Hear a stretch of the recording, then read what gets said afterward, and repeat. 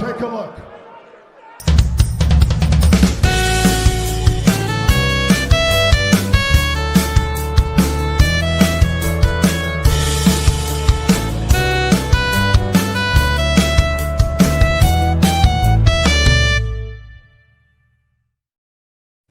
It is Wednesday, August 26th. It is time to get in the weeds. I am Jeremy Lambert, joined today by my co-host Kate, who I've given everything to on this website, and now I've given her this co-host spot. How are you, Kate?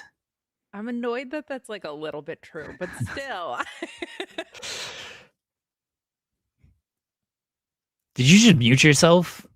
Oh, we're off to a great start that you've just completely muted yourself off the top. Nobody can hear you, Kate. No one can hear you. No one can hear you. I should just boot you right now. I should do the show alone because you can. It's not just me, right? Like, is it just me? Somebody in the chat. Yeah. Volov says he can't hear you. Joel has sabotaged you from the dead here. Do you have like a mute button that you hit accidentally? I don't know. You can leave and try to return. She's not muted on the StreamYard, so it's not the StreamYard.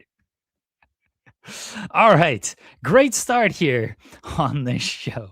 If you're here, leave a thumbs up on the video. Let's go ahead and get that out of the way. I don't like the gimmick here. I got to do what Joel always does when he goes solo. Leave a thumbs up on the video if you're here. Leave a super chat. Get your question, comment, statement read on the air. Subscribe to the channel.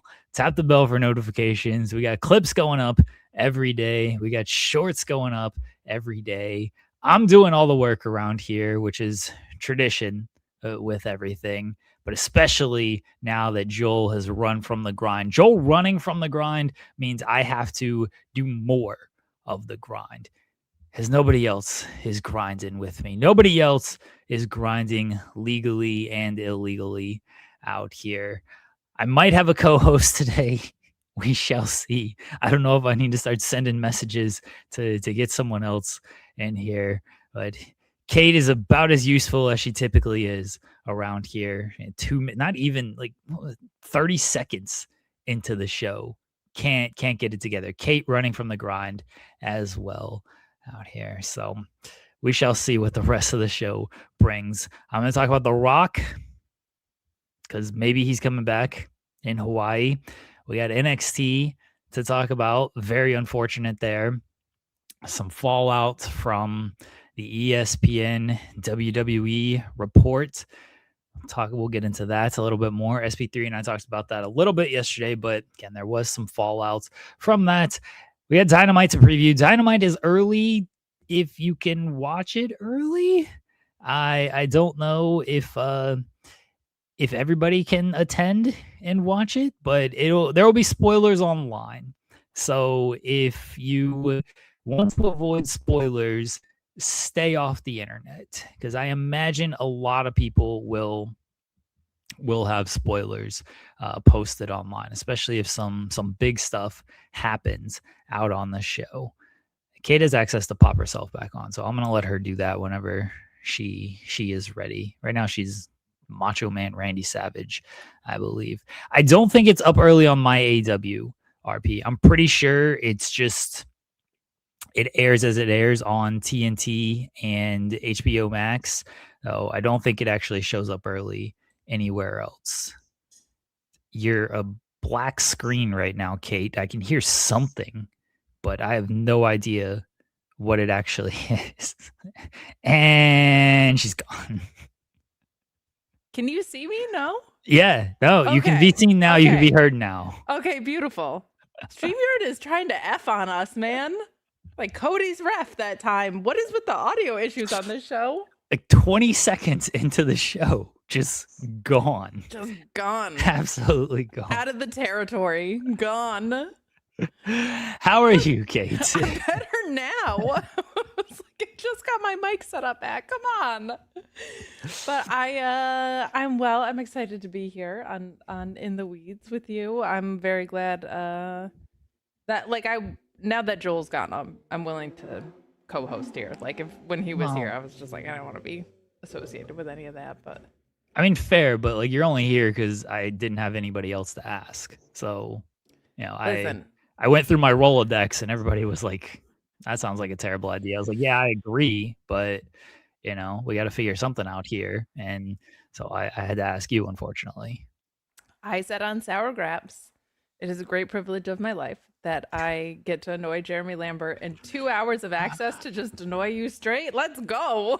And then I'm sure making me do other work things throughout the day as you do. Your whole life is just annoying me. That's what you've been put on this planet for, unfortunately. You take credit for me being on here. You're going to be paying for that for the rest of your life, pal. Well, it's factual. It's truthful. I take credit because I've deserved and earned the credit. That's why I take credit. That doesn't mean I'm not going to annoy you the rest of my life because you brought me in, clearly. Fair enough. My AEW is my AEW, does it air an hour late? Does it air at 11 or 9? I don't time zones confuse me. Does it air at 9 on my AEW? I have no idea. I don't watch through my AEW. I watch through HBO Max. We were talking about Dynamite is going to air early, or at least tape early, because they're in Scotland. And, people who can potentially access it can access it, but people who are there will be able to, or will post spoilers, I'm sure. And so if you want to avoid spoilers, stay offline. And people are asking if my AEW, if Dynamite would air at like 3 o'clock, whenever it's taping on my AEW. And people are saying that when it's taped, it airs an hour late. Oh, okay. All right. HBO Max gets tape stuff an hour early per their contract. All right. Oh, okay. There you go. I didn't know that. Because I guess Collision sometimes taped, but again, I don't watch Collision or Dynamite through my AEW, so I didn't realize it showed up an hour later. That kind of sucks, honestly. That does kind of suck. I understand it from HBO's perspective, why like if another service was coming in late, you would want that. But HBO's not available outside the US, so I don't know what advantage they think they have. Not that I would know that from using a VPN and forgetting to switch it over anytime. Because I watched through HBO Max too, though I watched ROH through my AEW, and it was a good experience. Like it's a nice interface. It's clean.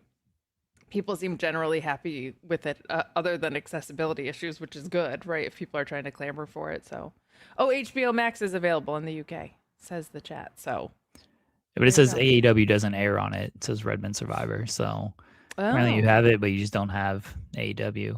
I feel like we're learning so much. Yeah. I didn't know any of this before 10 minutes ago. So yes. Comic Reels. Well, a couple of things. I'll get to your comment here in a second. Comic Reels. When it comes to the airing an hour late, like I understand HBO having the kind of right to air first rights when it comes to that, but I wouldn't think they would do it with my AEW, which is like the official AEW streaming platform.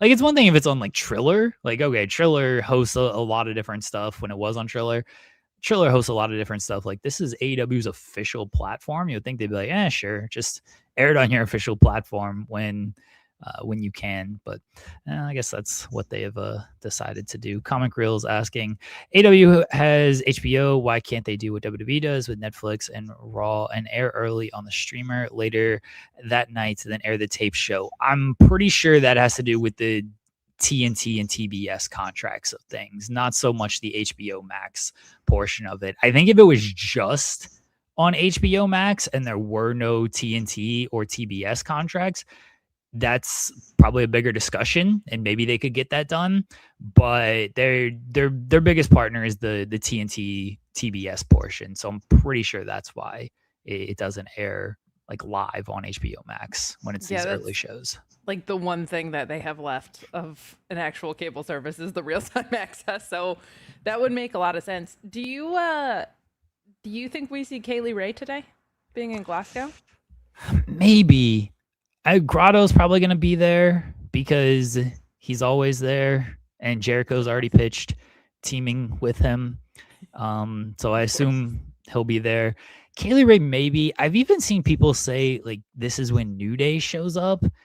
I don't love New Day showing up um, I don't think so on a too. taped show. Yeah, I don't think New Day on a tape show is the way to go at all for that. And I feel like you'll probably just get heavier hints, but them debuting at Wembley just seems like they've almost sold tickets on that fake promise, right? Like they didn't guarantee anything, but I think there's probably people that are assuming that's the case. The reason I ask about Kaylee Ray is like we don't really have anything for Maya Worlds going into this. I know there's been like a lot of 4-packs and stuff, but she would be a cool one. I could also see Tekla coming back for Maya as a way of getting her on the card. But Kaylee Ray just like I so believe in Kaylee Ray and her ability to outkick the coverage of what they gave us with Alba Fire. Like I think the world of her. So maybe that's my personal like favoritism coming into play with her. But I'm just intrigued because it is weird. You don't want to do like a bunch of surprises on a tape show, but I think that would be like a kind of a fun one that wouldn't maybe detract from the fact that we're getting it later. They did Isla Dawn last year, didn't they? Or 2 years ago? Time has no meaning to me. But Isla Dawn was definitely on one of these like tape shows as a surprise. They do these surprises every now and again on the tape shows. Like there was the MJF return that was a taped show. Yes. Uh Yeah. that was last year as well. So I think we will get a surprise. Kaylee Ray makes sense as that surprise. Yeah, I definitely wouldn't do New Day.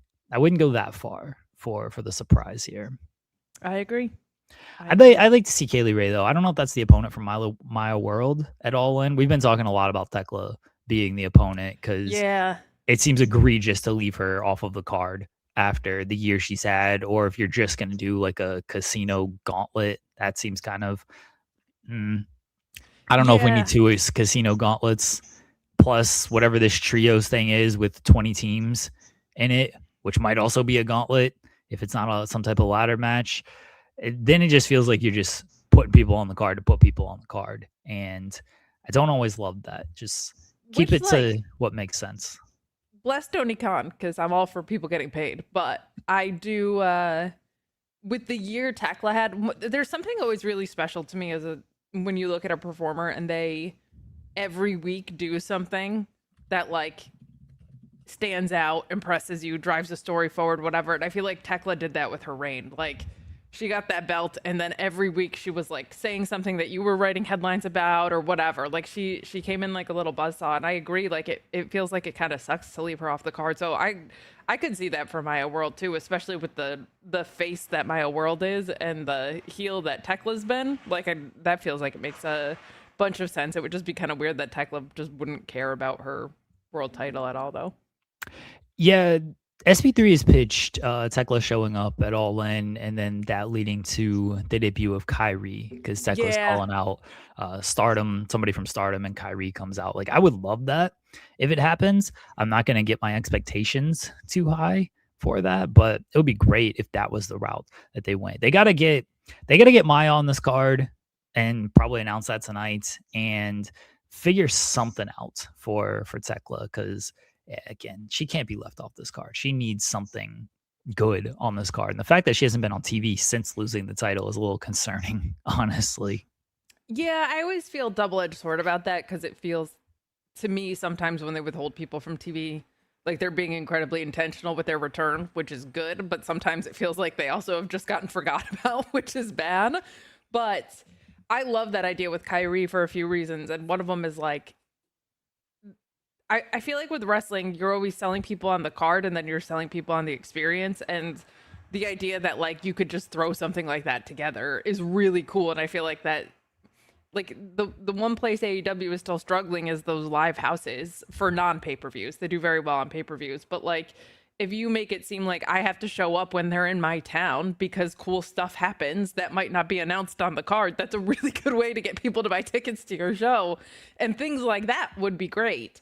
They don't have a great history of making a lot of room for women's matches on the show, but like the idea of Tekla not being on it just feels almost like a slap in the face. Like with the work that she did, I feel like that's extremely silly. And with the angle that has been perpetuating since Forbidden Door, like it would make a lot of sense. And I selfishly want to see Kyrie on on this as well. So that is what I'm rooting for. But they gotta get something for Maya.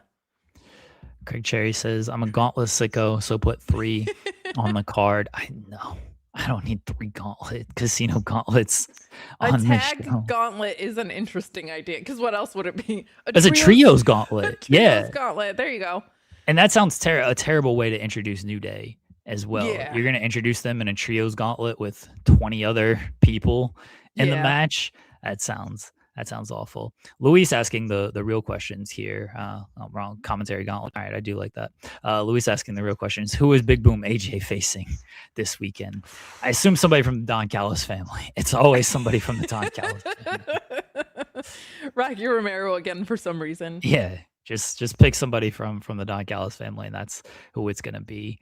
A bad idea would be Lethal Twist if it's like Big Boom and Ishii and somebody and Jericho or something.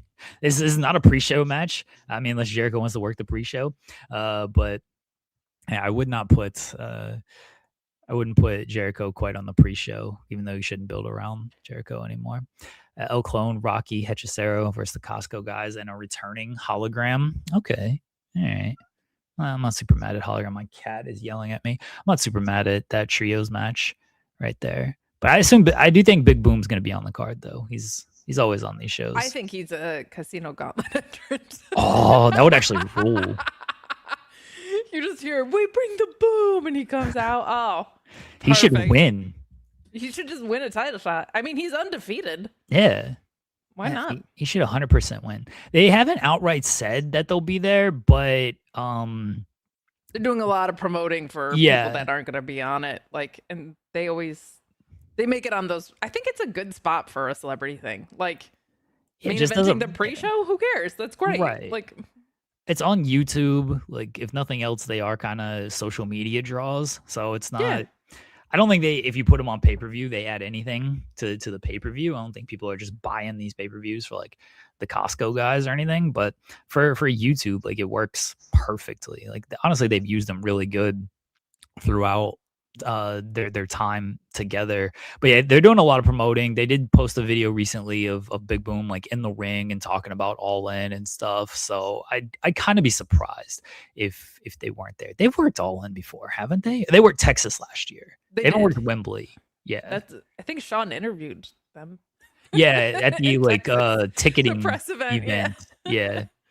They didn't work they haven't worked Wembley. Big Boom deserves to work Wembley. He's like legitimately good in the ring too. For what he does, yeah, perfectly acceptable pro wrestler. Like, I've seen worse and bigger stages, man. Like, he's pretty decent, and he at least knows. He doesn't seem to try and do too much, which I like. Like, he knows what he's there for. He knows what the matches are going to look like. I think QT Marshall probably has a lot to do with that, which is really, really, really cool, honestly. Like, what a great use of someone with QT's background. So I think I agree. Like, I'm not anti-celebrities in wrestling. I'm anti them like taking over the main event. I'm anti Randy Orton and Cody Rhodes becoming about Pat McAfee and Jelly Roll and stuff. But like, I think celebrity integration is great, and on like you said, there's social media mavericks. So like, put them on YouTube. That makes sense to me. So go for it. This is 100% true. He's just complete fundamentals. He doesn't do anything like super outside the box. He just they have a good legitimately, like, him and QT is one of my favorite matches from, I guess it's been 2 years now, because it's just simple babyface heel structure and work, and the crowd eats up everything. You build to the big powerbomb spots, and the babyface conquers this heel who turned his back on him and threw his cookies and called the double chunk chocolate cookies trash. It's like, this is easy, simple, perfect pro wrestling storytelling. Honest to God. It doesn't get done enough. I think people might not like love this, but like, I think that is is something that's extremely underrated about QT Marshall. I've seen that guy get heat on a cruise ship. Like, he is so good at the very basic thing of I'm the bad guy, let me get booed. That, like, I agree that that gets so lost. And let me tell you, I was in Newark for that match. That got probably the loudest reactions with Kyle Fletcher and Ospreay. I'm not kidding. It was so loud in there. And I also, like, I'm old. I didn't really know a lot about the Costco guys. I could take or leave. Like, I knew nothing Same. about them. Oh my God. When I sat down, it was so loud in Newark, New Jersey for this dad and his two kids. I was like, oh, that's cute or whatever. I'm not kidding. And that was the first Fletcher Ospreay match that I think we got in AEW, or at least proper on a pay-per-view. So, like, it works for a segment of the audience, but I agree, like, sometimes the best pro wrestling is just the most simple stuff in the world. And, like, bad guy, good guy, easy, pack it up, let's go. I remember having first write about them when they I think they were on some Barstool show. Maybe it was a McAfee show, and it was like, yeah, we're doing something with wrestling, and they said it was AEW without saying it was AEW, and I was like, who the fuck are these guys? Like, why is this popular? What, they review Costco food? Is this their whole like bit? Or they just shop at Costco? Like, I did not get it at all. Truthfully, I still don't. Like, I don't understand what makes them so popular. It's not for me. But I do appreciate the contributions to wrestling with everything, because I do think he's been great for pro wrestling, and I don't think he's kind of done more than he's need to, and he hasn't like you said, like, taken spots from anybody. He's not like Yeah. all over the shows. Like, he's on the pre-show, or he's on ROH. Like, he's done what, like, one thing on Dynamite, maybe two things on Dynamite, like, the entire time he's done anything in AEW. So he seems to just have a lot of respect for the business as well. The more I've like written about him and covered him, like, I really enjoy him, and he seems like a very nice guy as well. But yeah, when I first had to write about this guy, I was like, what is What this? is Like, this? I'm too old. I'm too old for this. I tell my kids about it, and they're all like, "Oh, the Costco guy is wrestling." I'm like, "Yeah, sure. Like, you want to watch this?" I'm like, "Yeah, this is great." I'm like, you say so. I mean, the matches did turn out to be great, but they were, they're excited about that stuff. Then I tell them the Prime drink guy wrestles, and they're like, I don't know Not about so that. much. Not as enthused about that. Never had it. Never had Prime. Never even tried it. I'm like, I No, don't know. I can't do energy drinks. My heart, like, is out of my chest. Monster, I can't do any of them. I think the I last physically time do not react well. I had an energy drink, I had a Red Bull at the Clips concert that I went to. Okay. I think it was like 2 years ago. Because yeah, that was the last time I had an energy drink. I don't remember having an energy drink before that, like the last time I actually did it. But I was super. I was like, that was a late last minute decision that I decided to go to Clips, and like, I was tired. And I was like, let me pay $10 for this Red Bull, because I'm pretty sure that's how much it cost. Way, concert venues, everything's oversold. So I was like, okay, I'll get this to stay awake and kind of get going here. But I don't remember having an energy drink. I did not have one on the 24-hour stream. That was That's a wild. good well, my wife made me sweet tea, and as Legend. people know, for Southerners and sweet tea, it's basically about 50 pounds of sugar and then a tea packet in it. And that's the kind of sweet tea she made me, because she gets me. So Sure. that was good enough. And then coffee. So that's all I drank. But she's like, nah, you can't do energy drinks. I'll make you sweet tea. And I was like, all right, What a then we got to legend. deal. The greatest. Yeah, she's the best. Yeah, sweet tea is heaven for the South. Exactly. Nah, don't do energy drinks. Sean used to do like Monster energy drinks. I don't know if he still does, but he did. Yeah. Anytime The we were, last go ahead. the last Red Bull I had, because Red Bull will, like, they would sponsor like college parties and stuff. That was like they would come in and like build your little pyramid, and I was in a sorority, and I think that was the last energy drink I had, because like people will mix that with alcohol. Not a great idea because you Yeah, have like yeah. energy drink and a depressant in I've it. had those before. Yeah. Oh my gosh. Even then, even when I like was young and vibrant, I was like, "Oh, I'll just have one." I was like, "How do people mix this with anything?" Like, no. I remember there was like a beanbag chair in the house that we were at, and I just sat down and was like, "I can't do these. This is not good for me at all." Like, I got like all sweaty immediately and my heart was racing through my chest. So I've been coffee and no other sort of like extra caffeine since then. That scared me out of it. Yeah, you mixed some vodka and Red Bull. Ugh. That'll put you down or do something to you that you probably won't enjoy or remember. And we have Jägermeister in the States. It's been Jager bombs. forever since I've Jager had bomb. Jägermeister, but I'm in Jersey, so that that's like the drink of the Italian New Jersey guy down the shore. it's been forever since I've had like Jägermeister. The only time I drink, people see me drink on this show. It's just Fridays, whatever alcohol shot I'm On a taking. Friday, baby. Well, it's Wheatley now. You know, we've moved to. We're almost So finished good off. you drink it neatly. I mean, I drink it on the yeah, rocks. I that's ice fair. it. Yeah, and I don't know what we're drinking. I think we're doing Don Gato tequila Okay. next. As Nice. you know, shout out to MLW. I should actually message MLW and be like, "Can I get this for free so I don't have to pay for it?" That's a See, great idea. yeah. Now if they'll sponsor it, I mean, we Yeah. won't get any money out of it, but I'll get free alcohol to drink every single week There you for go. 3 months on the show. Have you had this the Malort? No. It's a Chicago thing apparently. Ryan sent it to me. The worst thing ever. Just Ugh. terrible. What I is it?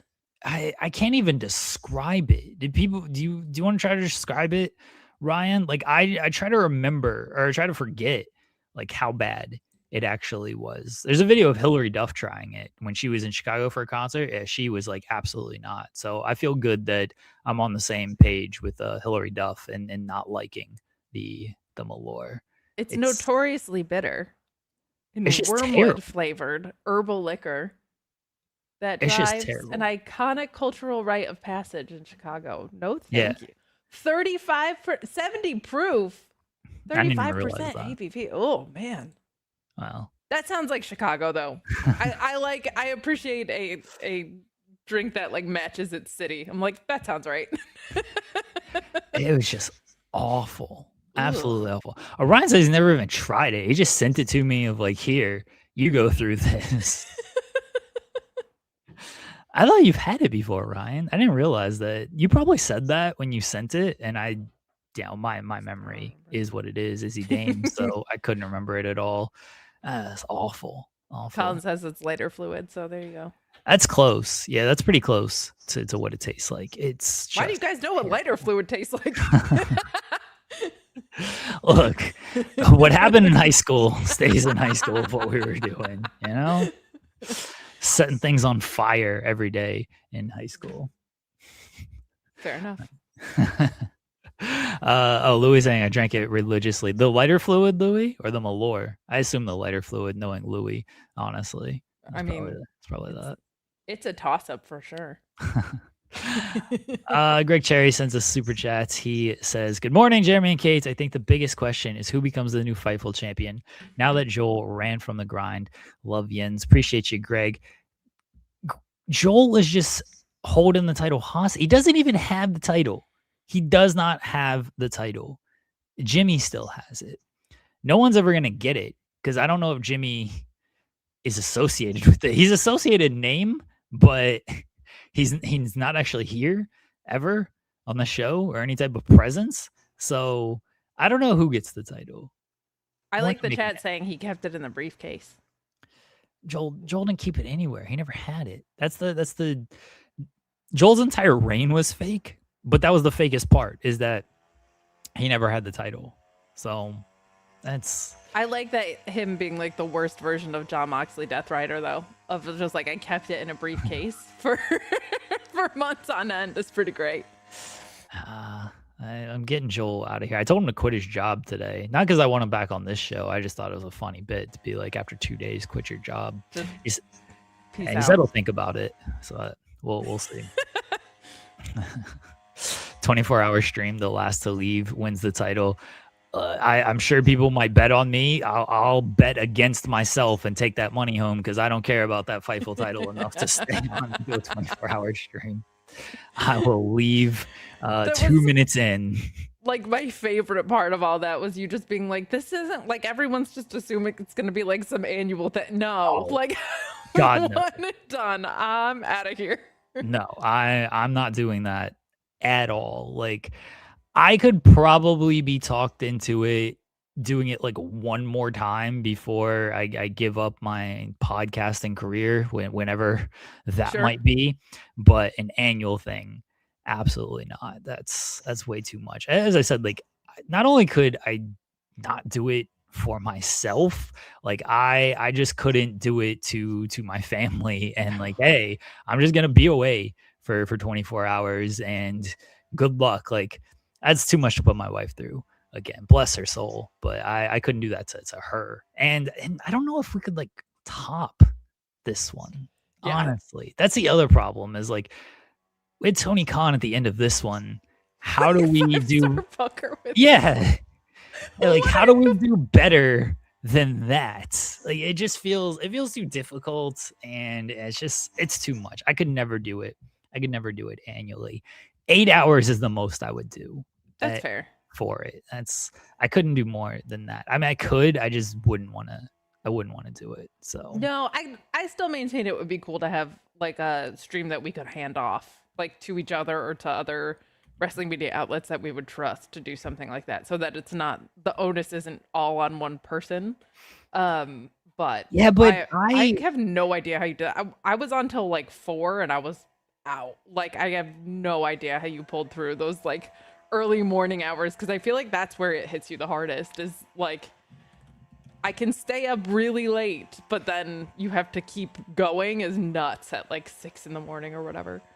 See, I liked that challenge of it. Again, this is where I don't think I could do it like annually. I mean, maybe I'd challenge myself to do it. I won't do it, but I like the challenge of I was the only person to do the 24 hours. I do think like if we like did a Fightful 24-hour stream where we had like a rotating co-host and host and everything, like I'd probably be the idiot who's like, I'm just gonna stay for all 24 hours anyway, because it's legit. Like it's a challenge to me, and I'm just like, yeah, I can do this. Like it's stupid.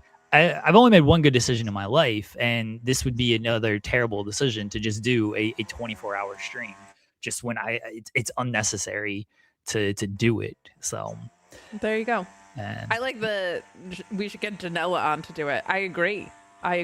He could actually do it. Yeah, he would do it, and we wouldn't have to. We could nap on the stream, and he would just be like doing impressions of drunk Chris Jericho and stuff. I'm gonna close my window because I don't know if you guys can hear yard work done out there.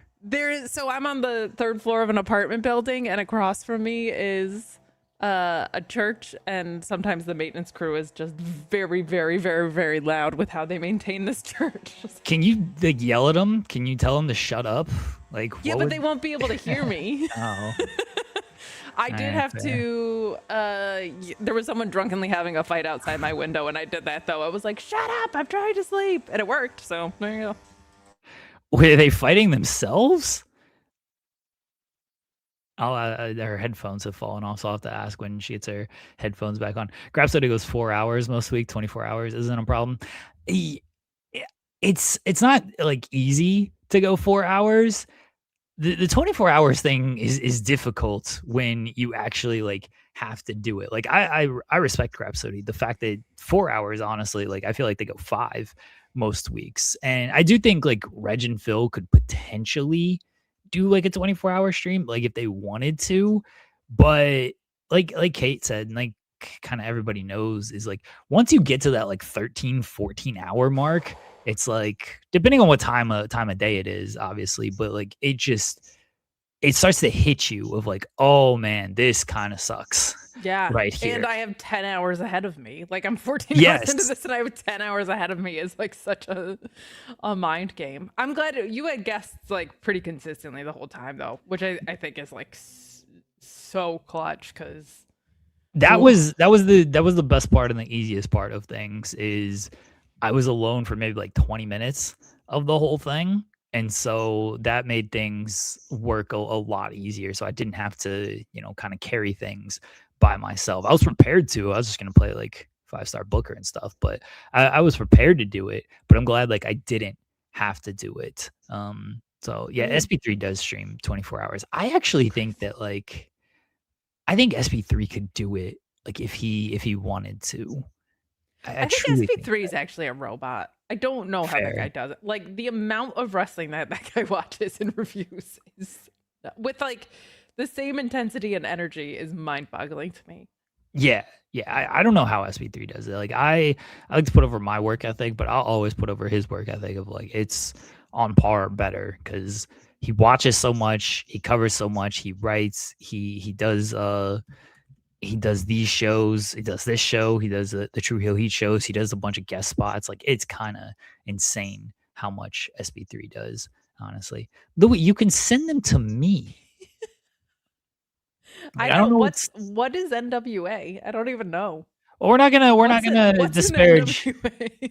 we're not gonna disparage the NWA because we might have a bi-weekly NWA guest Hell moving yeah. forward on this show. No, So, in a very sincere way. I'm very like the more places there are for wrestlers to work, the better.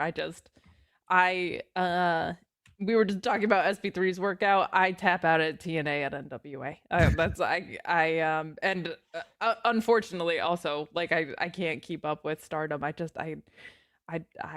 burn out. I don't understand.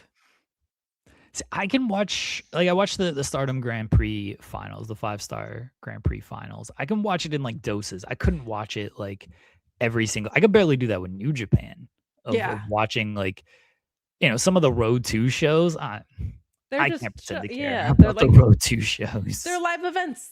Like Yeah, they're a live events company putting on live events that are not like integral to the product. So that is one thing about like having a line of demarcation of what I get paid to cover versus what I voluntarily watch. Like to be honest, like I'm somewhat thankful for that because I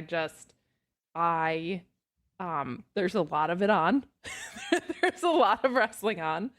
And I like we said with SP3 with you writing about it, like I genuinely don't understand how people have the capacity for it. I also have severe ADD, so like getting my attention span for pretty much anything is pretty wild, but I just have to separate when it's not wrestling and everything. yeah. It's like, all right, it's done. I gotta watch my trash television, watch Love Is Blind or anything Hell like yeah. that to get away from it all. And even Thank then, God for sometimes Love is Blind because Temptation Island this season was not very good. it wasn't great. I don't No. even recall it, It's because honestly. everybody was too respectful. Like people who know Temptation Island are expecting someone to like have a threesome 2 episodes in and ruin everything. This year, everybody was like genuinely trying to navigate their relationships, and it's like that's not what I Yeah, tuned it's in for at lame. all.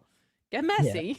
Yeah, I want the cheating and everything going on. Like what Yeah, it's literally Cheaters Island. What are we doing not yeah. cheating on Cheaters Nobody. I'm Island? sorry. I thought this was Temptation Island. Is anybody gonna be tempting each other?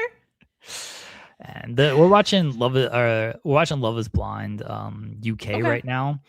It's kind of slow. Like we're still in the pod portion. We haven't gotten past that. I think new episodes came out today, but we're behind with stuff and yeah, it's kind of slow right now. I'm hoping it picks up once everybody gets to like Mexico or wherever they go in the UK. I don't think they go to Mexico. Whatever island they go to in the UK, and they start seeing each other, and then they're like, "Oh, I'm glad I didn't choose him," or "Oh, I wish I Mm. chose her," and then it becomes like messy and stuff. Because right now it's not. There's not messiness. Oh, that girl doesn't look like Megan Fox at all. Yeah. Yeah. That's like the one thing I know from that show. King Potato saying it's okay so far, kind of run of the mill. Yeah, does he? Where are you at in it, King Potato? Again, we're not even past the pod portion of things, so There you we'll go. see if it gets better. We discovered that Mary Harry is a show. Harry from I think he was on Too Hot to Handle to start. Okay. but then he went to like the Perfect Match show, and he's been on a few of these like Netflix shows. And now he's gotten his own like, hey, come marry this guy type of like, like Flavor of Love and Rock of Sure. Love, like some of the greatest television ever In the when it history of first the world. premiered. Yeah. So now he has his own show where these women just like vie to marry him. Oh, dude. And I hope it's awful. It seems like it could be really awful, but I don't know. I'm worried it's going to be like too overproduced and Sure. stuff. Because, like, did you watch Flavor of Love and all that stuff? Oh, yeah. Okay. Like, that was just the messiest stuff in the world. It ruled. And crucially, you had Flava Flav. Yes. Yeah, true. Like Harry, I don't know. Harry's good reality TV, I gotta say. Okay. I gotta say. He's not terrible. Logan saying that Mary Harry is so dumb, but I got hooked. Good. That's like what these shows are. Yeah, I want it to be dumb. And so that's what we're gonna watch next after Love is Blind UK, because apparently all the episodes of that are out, so we can fantastic. just binge that whole thing. Whatever happened to Joe Schmo, the OG? Didn't they try to bring that back? Did they? Yeah, I'm pretty sure they did. Maybe I'm misremembering these things. They brought back these days. They brought back like Who Wants to Marry a Millionaire or something, or like the Fake Millionaire show where wasn't that Joe Schmo where he was like the fake millionaire, and then they get and someone tried to marry him, and then it turned out like, oh, it's not for money. That was another reality dating gimmick show that they did. Somebody's gonna have to remind me. Yeah, someone. We need Joe Millionaire. Thank you, Joe Greg. Millionaire. Yeah, that's Joe right. Millionaire. Okay. Yeah, and that was one where he was like a fake millionaire, and they tried to get people to marry him, and it's like, oh, it turns out he's actually broke, and I think he was like middle class. He wasn't like fully broke, but he was not a millionaire. Yeah, we tried to watch Who Wants to Marry a Farmer, or Farmer Finds a Wife. I don't remember the full name of it. I thought it was gonna be good. It wasn't great. I tried to sign up Hannah for that. She didn't get cast though, unfortunately. First of all, fave name. Second of all, I did pull a Sean there. Shit, you did, but that's okay. My bad. I didn't even think about that. That's all right. She would have been phenomenal on that. Yeah, I would tune in to see that. That would have been incredible. Yeah, we've tried to do. I think we've tried to get her on Love is Blind as well. We tried to sign up during the FMC days as a trio on the Circle. We tried to sign up for the Circle, and they would not take us as a trio though. I think that would have been great for me, Share Delaware, and SP3 to be part of like the Circle together and fooling people into thinking like we were like one person. Oh, my guess is they're probably like, we don't need people with microphones on a weekly basis talking about their experience on this show. Well, we'd have, we wouldn't be able to do like the podcast and stuff because we'd be in the Circle. You would after, as soon as that NDA was up, though. Yeah, we would 100% be talking about the experience afterwards. I remember watching the first UK season of the Circle and really liking it. Some of the UK seasons were really good. I watched the US seasons. I don't remember them. And then I just like stopped watching that. And my memory for this stuff is terrible anyway. Like I watch it and then the second it's over, I forget everybody's name and what happened. So I don't even know the people's name on like Love is Blind. And, I watch that show at least like a little bit, almost every single night. I'm like, there's a Taylor and a Sophie, because there's always a Taylor and a Sophie on all of these shows. That's as far as I got when it comes to it. I kind of only watched Temptation Island because it used to be on after SmackDown and I got tempted and it worked. So good. And then I started watching Love Island because I had a friend who was going through a breakup who was like, you have to watch this now. This is how I get through breakups. And I said, okay. She did not watch the G1 when I was going through my breakup, but whatever. And then it became a thing that I would randomly message Shane Haste about, we would talk about. So now I'm committed to both of those, but I don't I need to watch more junk. I feel like Love is Blind is the show for me, honestly. Like the reveal from the pods, I feel like would be something I would be legendarily interested in. Love is Blind is good. You got to start from the beginning. though. Okay. But the problem is if you do that, then you're gonna want every season to live up to that standard, and some of the seasons just flat out suck. Like Okay. some of them are just like not good. I think it was last season. I think it was kind of boring. There was one like the Minnesota might have been last season. That Minnesota just the most boring white people in the world. Like That I'm pretty tracks. sure I'm pretty sure Minnesota was like nothing but white people. And it's like, nah, you guys are way too boring out So here. they're in pods, they don't see each other. They for several episodes and then the big reveal happens. After they propose, like you have to propose to see the person. Oh. Yeah. Okay. Yeah. Now I know the gimmick. Yeah. And Interesting. then you can see them. And then like it can get messy with it can get messy where like you're in the pods and you're talking to like all these different people. So let's say there's like one guy you're talking to like 12, 13 girls. How many are in there? But then you're falling for like two of them. But then you can only pick one. So you pick the Oh. one, but then the other girl might be talking to like another guy as well. And so he picks her, but she's like kind of he's like the fallback for her, but she just wants to get engaged because she's on the show. And then they all see each other. Like they all go to like a honeymoon essentially. Usually it's in like Mexico or Costa Rica or something. So then they all see each other. And then so like guy A who was talking to girl A and girl B, even though he picked girl A, now he sees girl B and he's like, "Oh shit. I made the wrong choice here. I should have picked girl B. Interesting. She's Okay. way better looking," type of thing. So those are the Ah. fun scenarios where it gets like really messy with things. Once they like Okay. all see each other and then they're like, "Oh yeah, love is blind until I see how much better Until looking it's you are." not. Yeah. Love is blind until that person's hotter. Yeah. Yeah. And we try to watch the Love Island. It's too slow. It's because it's like 5 episodes a is. week or something. Like I don't need these like minor conversations that they're talking No, about. and like all the little games that they play and stuff. I'm Yeah. like, we could zip it along. It is helped by the sarcastic narrator. I feel like Yeah, I do like that. that is clutch. But I Yeah, agree, it is a slow moving show.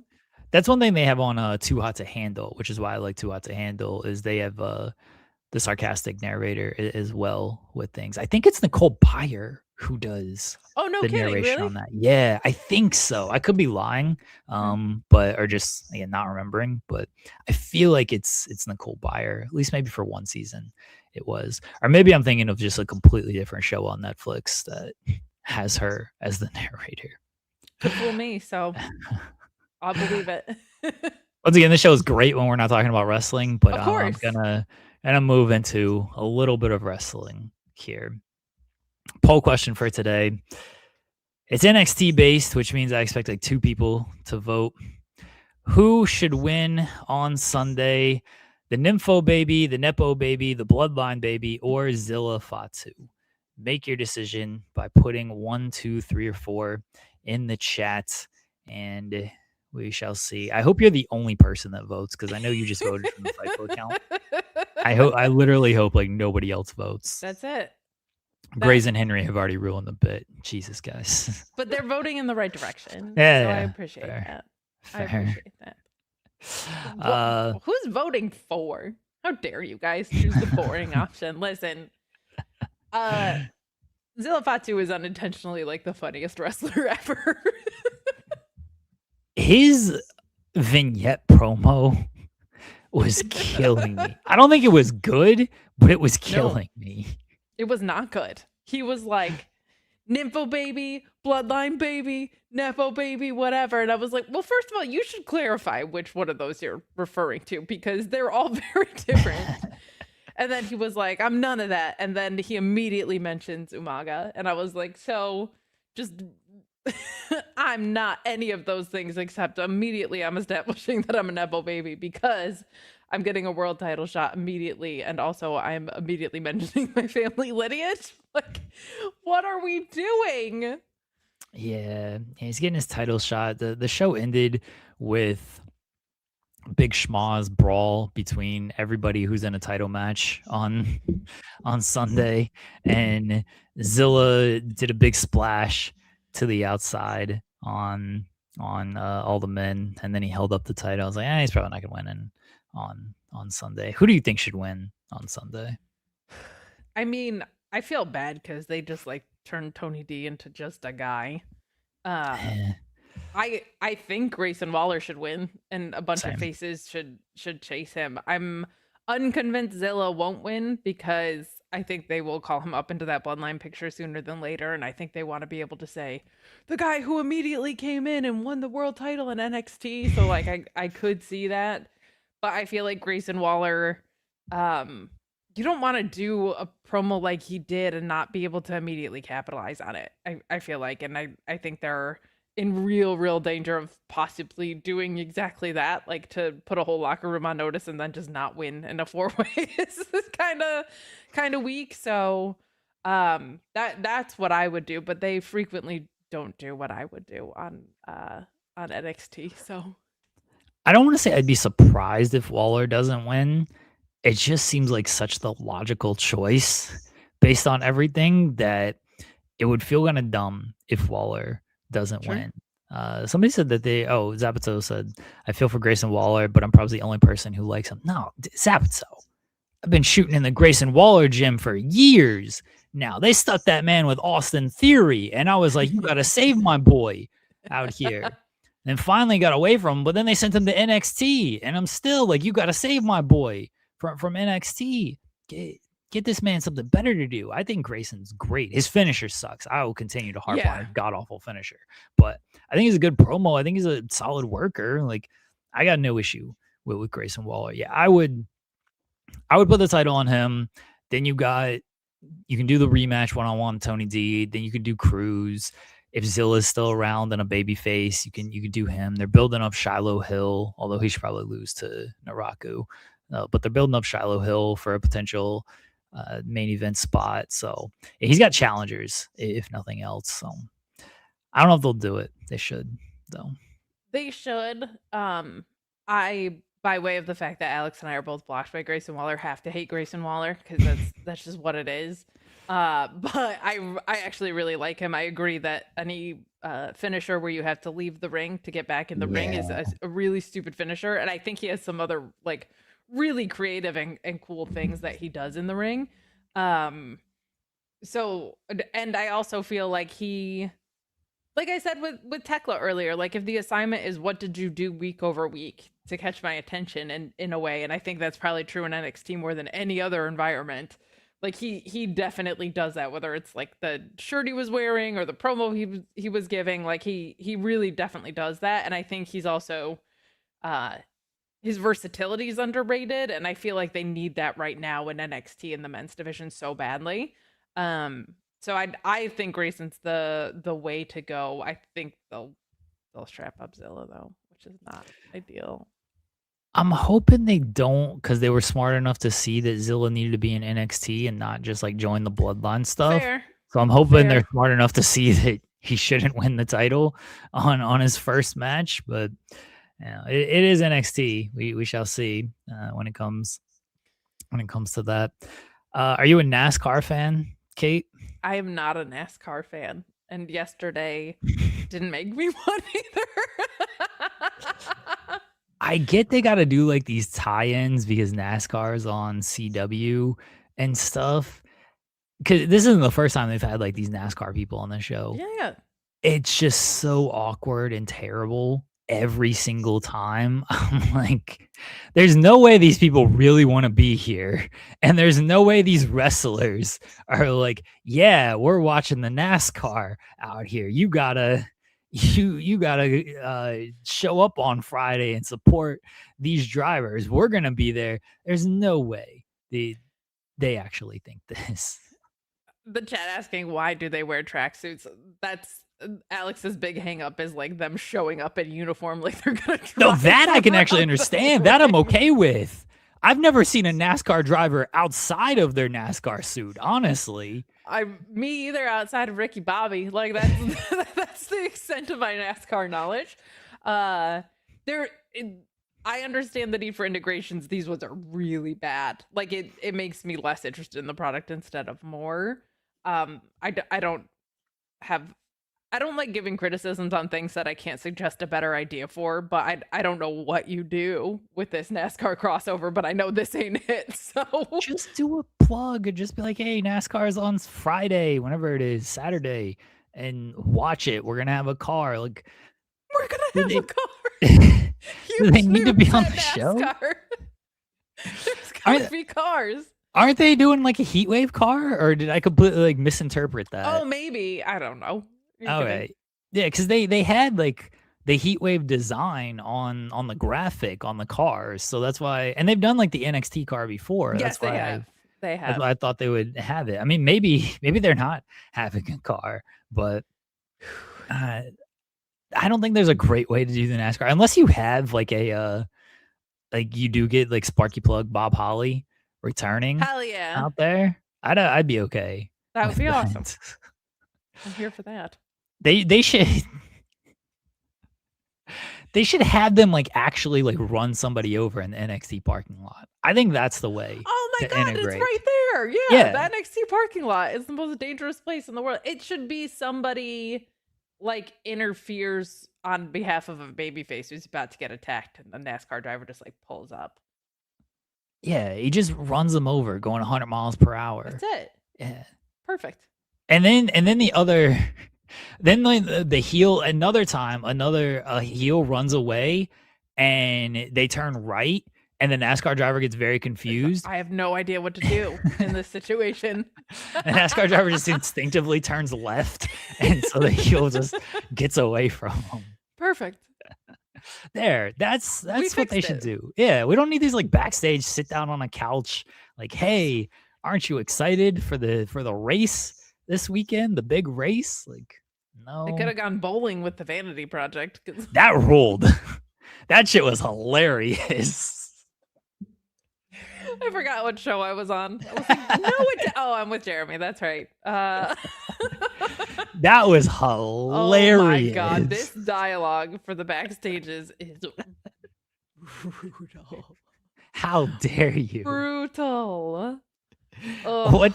What's his name using the little roller on there? Oh my god. Killed me. Brad Baylor.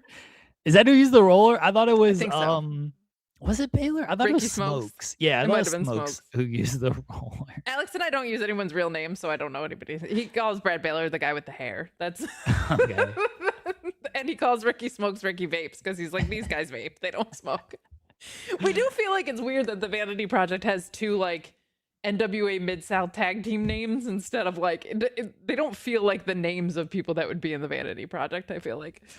But My favorite part. our on-site interview at the bowling alley was something else. I thought this was fantastic. I like the on-site interviews when they started Yeah. doing them a few months ago. Joel and I talked about like they gotta be careful to not just do minorities who are from like bad parts of town and Yes. stuff. I was like, you That guys was are definitely something, yeah, yeah that they had kicked off hard with Keanu Carver and OTM and OTM, everything. It's like, all who right, was- crucially, by the way, whole character was written around being from Miami. well, they're from the hood in Oakland, according to Corey Graves. They used to hang out with Keys in the hood in Oakland. They just completely made up where they were from. Stop insulting our intelligence.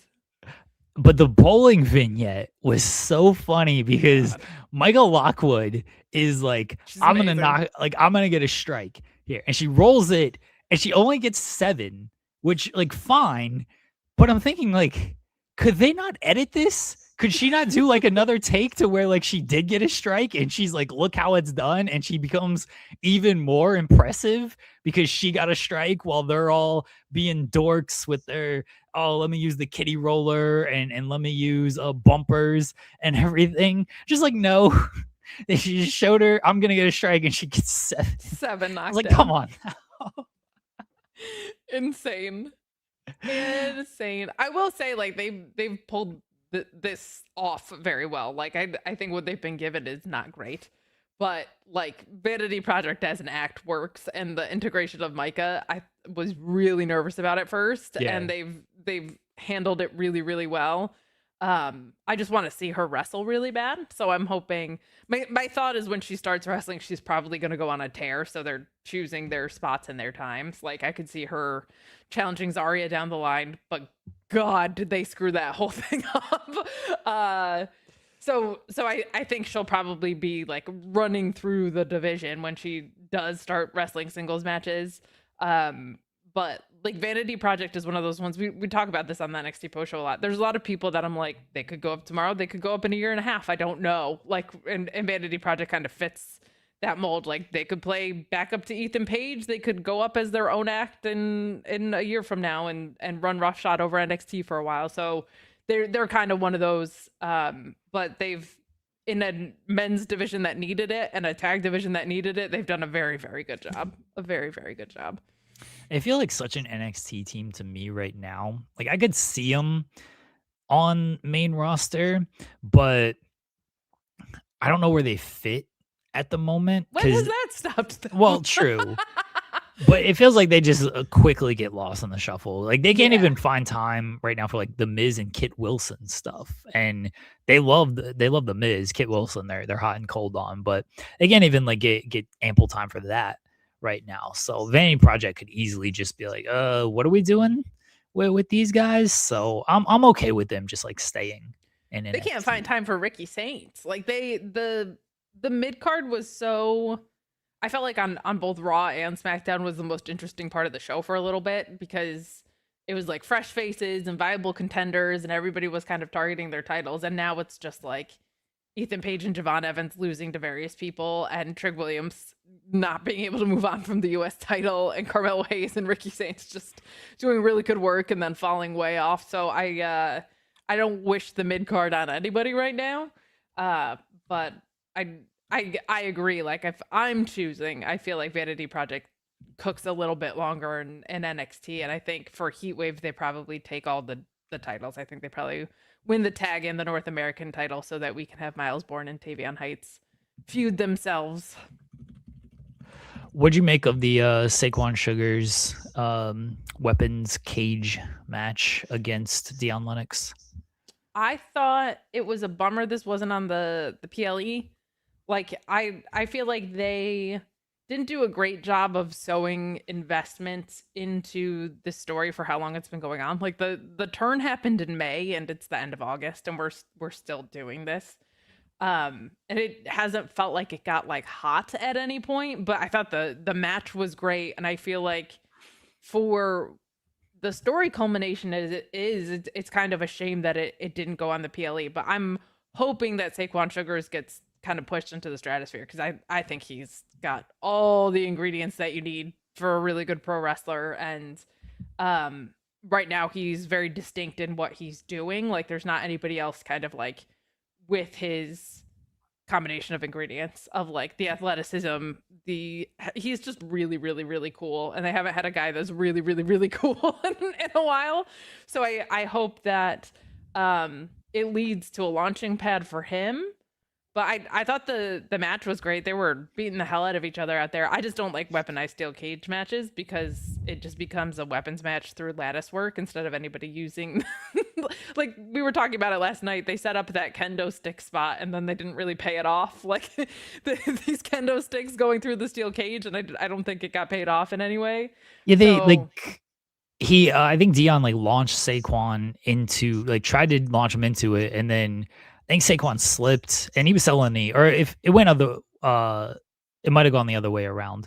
But yeah, he just like grabbed it from the cage as it was there. And I was like, okay, you could have just done that anyway. Yeah, exactly. So it's not my favorite stipulation at all. But I thought they did a good job with it. It just feels like it deserved the payoff of being on the actual PLE rather than on the go home, and to have it kick off the show instead of be the main event because we had to go home. If there's one thing I could change in wrestling right now, it's like pull apart brawls, promo parade stuff. Like the amount of AEW is a great example last week. Like I thought both segments in the men's and women's pictures were great. I also thought they were almost identical. Like the the frameworks of how we go home to stuff has gotten so lazy, and I think in WWE and AEW, and like I don't know, it feels like that match deserved a bigger spot than it's got. And I'm hoping that's because Saquon Sugars is going to move up into something that maybe happens on the card, like maybe he's Jackson Drake's first challenger if he does win the North American title, something like that. I definitely think you got to move Saquon away from the dark state stuff now. Like he's Yeah. beating these dudes. Like that. This felt like the blow off to it. So they got to move it on. I was okay with it just being on this show because there's not much juice with this Heatwave show on Sunday That's going up true. against All In. Like it actually kind of stood out more being on this show than like, That's a fair hey, point. here's this match that we've been building to, but it's on at the same time as AEW's biggest show of the year. Like I was okay with it being here. And it would have probably been better if it was the main event, but I understand like you're trying to sell your pay-per-view on Sunday, so you want to close with that angle. But that angle felt like, yeah, let's just put everybody into one segment and then somebody's going to stand tall at the end. Like we're never going to split up what we're doing here. Anything else from NXT that I agree. I'm sure you talked about last night, but want to rehash here on this show? I mean, Ray Phoenix just having absolute back-to-back barn burner matches on Monday and Tuesday was pretty cool. Like that match with EK Prosper was absolutely fantastic. And I think it's cool that they had like this lucha tournament and they've chosen in a way to carry over the momentum from that tournament to include NXT. Like I was saying yesterday, I think it would be cool if like if you're doing tournaments, that one spot gets handed to NXT could be like a cool thing that they do moving forward, or just like in general having like, hey, this presence is going to be on both shows on the main roster through a tournament or whatever. Let's have the contenders or the champions come to NXT was like a good way to not shove it down everyone's throats, but like a nice way to kind of like spread the love. And they're not always great about the way that they send people from the main roster to NXT. They've gotten better about it, I think. Like Natty's having a true honest to God program. Grayson Waller's obviously like here for a little bit. So I think that's cool. But that match was fantastic, and the match with Dragon Lee was great on Monday. So that was cool. But other than that, I mean the big segment was obviously the bowling one, and we talked about that. So. Max. I will say I felt bad for Saquon going back to that because he does this great crossbody off the top of the cage for the finish. And I'm like, man, Jason Hodge just did this with Ali, and it was much cooler because they did it to the outside through a table and stuff. I was like, oh, that's just bad timing because this any other week that stands out as like one of the coolest spots of the week. And it's like, we just saw a better version of this 2 days ago. And it's not their fault, mind you. Like, I'm sure Saquon was, at home or wherever watching TNA Lockdown. And he's like, oh, ready? Yeah. And he just sees this and he's like, fuck, I was going to do this on Tuesday. Now no one's going to care because Hotch just did this. And he's thinking, do I need to change up my finish? Maniacal spot too. And the steel chair to the back spot, that one always makes me like, oh God, just anytime a chair is going into you with like the curved part of the top of it first, and especially when you're getting dropped on it, oh, brutal. Yeah. But I like your take that like there's not a lot going on with Heatwave. It's gonna get swallowed alive by All In, so doing it here is kind of almost a bigger spot away is a really fair point. But you're absolutely right about that Saquon spot. You're like, that's sick. And the second coolest one that I've seen in the past 4 days or whatever is very fair. I love Greg Cherry saying this too, like the bowling spot. Can't wait for them to do mini golf next. All my high school dates is like, I grew up in a really small town and it was like bowling, mini golf. We had a AA baseball team. Pretty much it is where Vanity Project goes. They're like literally the high school jocks. Like that's it's not the archetype of, they're just actually is what that feels like. I hope it's mini golf next week. That would be great if that's what they end up doing. They're gonna have Micah be like, "Watch this hole in one," and then she like hits it into the water, and they're just not gonna like reshoot it at all. Not even that. Just taps in to save par. Like not. Doesn't even like. Not even catastrophically bad. Just fine. Just mediocre. Can't even edit to make her look better. I'm like, nah, you only got 7. That's all we're keeping in there. Sorry. Should have actually got the strike there. So funny. And Tony Khan's doing his media call tomorrow at 10. He's competing against this show tomorrow. Instead, he should just join this show. I don't know. He should do the media call on the show. I mean, I agree. That would be great. You have experience doing media calls on this exact channel, so that would be great if that's what happens. He just showed up here and he's like, yeah, I'll just take questions and we'll figure all this out on the show. But Tony working against us. Can't believe him. Tony, even do after you have plans for a European tour, we're playing 5-Star Booker. Sorry.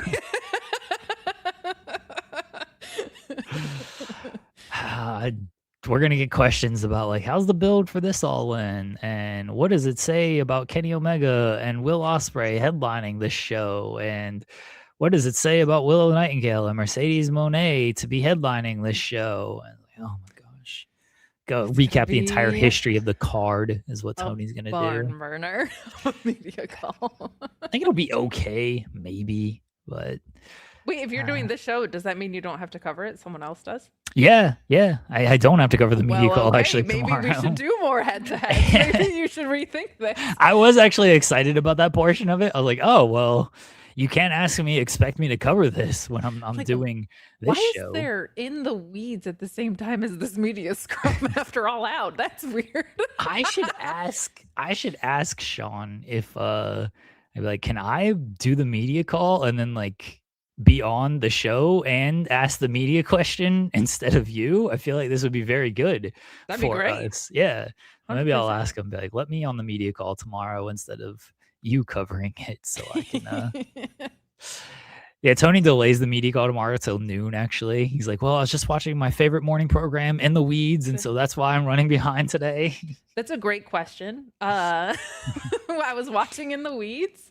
They're the only morning show. They're a great morning show. There's no other morning shows. And I think that they do a great job. Jeremy Lambert and whoever his co-host is, Joel Pearl, did a great job there. And nah, he's not putting over Joel. Come on now. No, yeah, that's true. I refuse to be allowed that he's going to put over Joel. Speaking of great shows, we have All In coming up.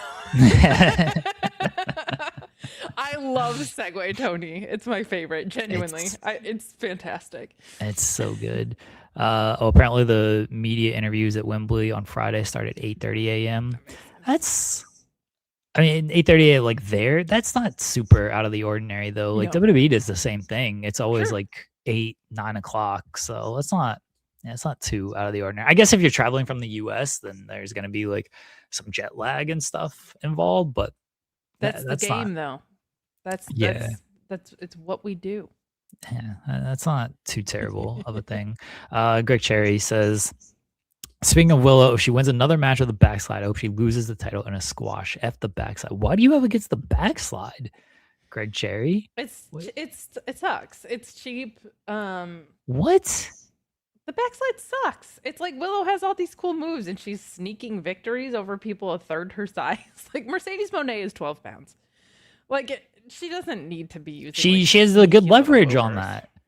And she has broad shoulders, so she can keep them down. It makes perfect sense. She should be pouncing people into oblivion, and like, I mean, I do like the Dr. Bomb. Like, I agree with Greg on that. I do wonder if the story is. We've talked about this a little bit too, of just like maybe that's it. Maybe she tries. Maybe her using the backslide, it backfires against Mercedes because she has a really cool counter to it and wins. I kind of want Mercedes' reign to not end at Wembley. Like I would like to see her retain, but I genuinely feel like that one could go either way as of right now. I do feel like it's probably Mercedes' to win because I don't know how much you can keep putting off this story of Mercedes can't win the big one. But I feel like this has a chance to be the best women's match in AEW history. Like I firmly believe that, and I've really liked the build for the most part. So we'll see. You guys are haters on this backslide here. By you, I mean you and Greg, because everyone else understands that it's actually a good move for Willow and it's going to help the match on Sunday. Because yeah, she's going to go for the She backslide, and people are going to be like, "Oh, this is going to be it," and then Mercedes is going to either kick out or counter into something else, and it's going to be great. if they pay it off, that's awesome. But it's I like think Willow and Mercedes are smart enough to pay this off. I hope so. I hope Yeah. so. In that I mean, case, Willow might win. Willow might win with the backslide. That's how you pay it off. She just wins with it. Like she has so many cool moves that are higher impact. All you people with your cool move. Oh, he does some cool Yeah. move here. Get out of here with these Yeah. cool moves. I Just like win the cool match. moves. Sue me, Jeremy. I like cool moves. Just win the match. If you can win the match with the backslide, win the match with the backslide. It's like a roll up to me. It's when you have someone of Willow's strength and power, the babe of which she is and has. Like she should be winning with her badass moves. Like the idea that a doctor bomb can't finish somebody but the backslide can is kind of like, I don't know. I don't like her going to the well so much with it. No, it's better. It's like when Danielson was using the small package or Tony Storm was using the big package. It's great. It builds drama when they get those moves. Look, I don't like if it's paid roll-ups. off, I'll like it. Like I appreciate that. I don't like roll-ups with like off the distraction finishes and stuff, and like that's cheap to me. But if it plays into the match, like I think it works perfectly. Wait, why are you guys calling the backside link? Get out of here, senior nerd. The lamest move is a good move. It wins matches, doesn't it? But so then why aren't like her actual impact moves winning matches, I guess? Like I don't have a problem with an occasional backslide, but it's Because there's like no her leverage there. go-to. Impact doesn't hurt as much as leverage. Haven't you ever like arm wrestled or anything? You got the big powerful person. What part of me Hello? makes you think I've arm wrestled someone? Leverage counts for 50 more pounds on the than assisted impact. bicep curl. Get out of town. This is why Haven't Hoist you ever Gracie. arm wrestled.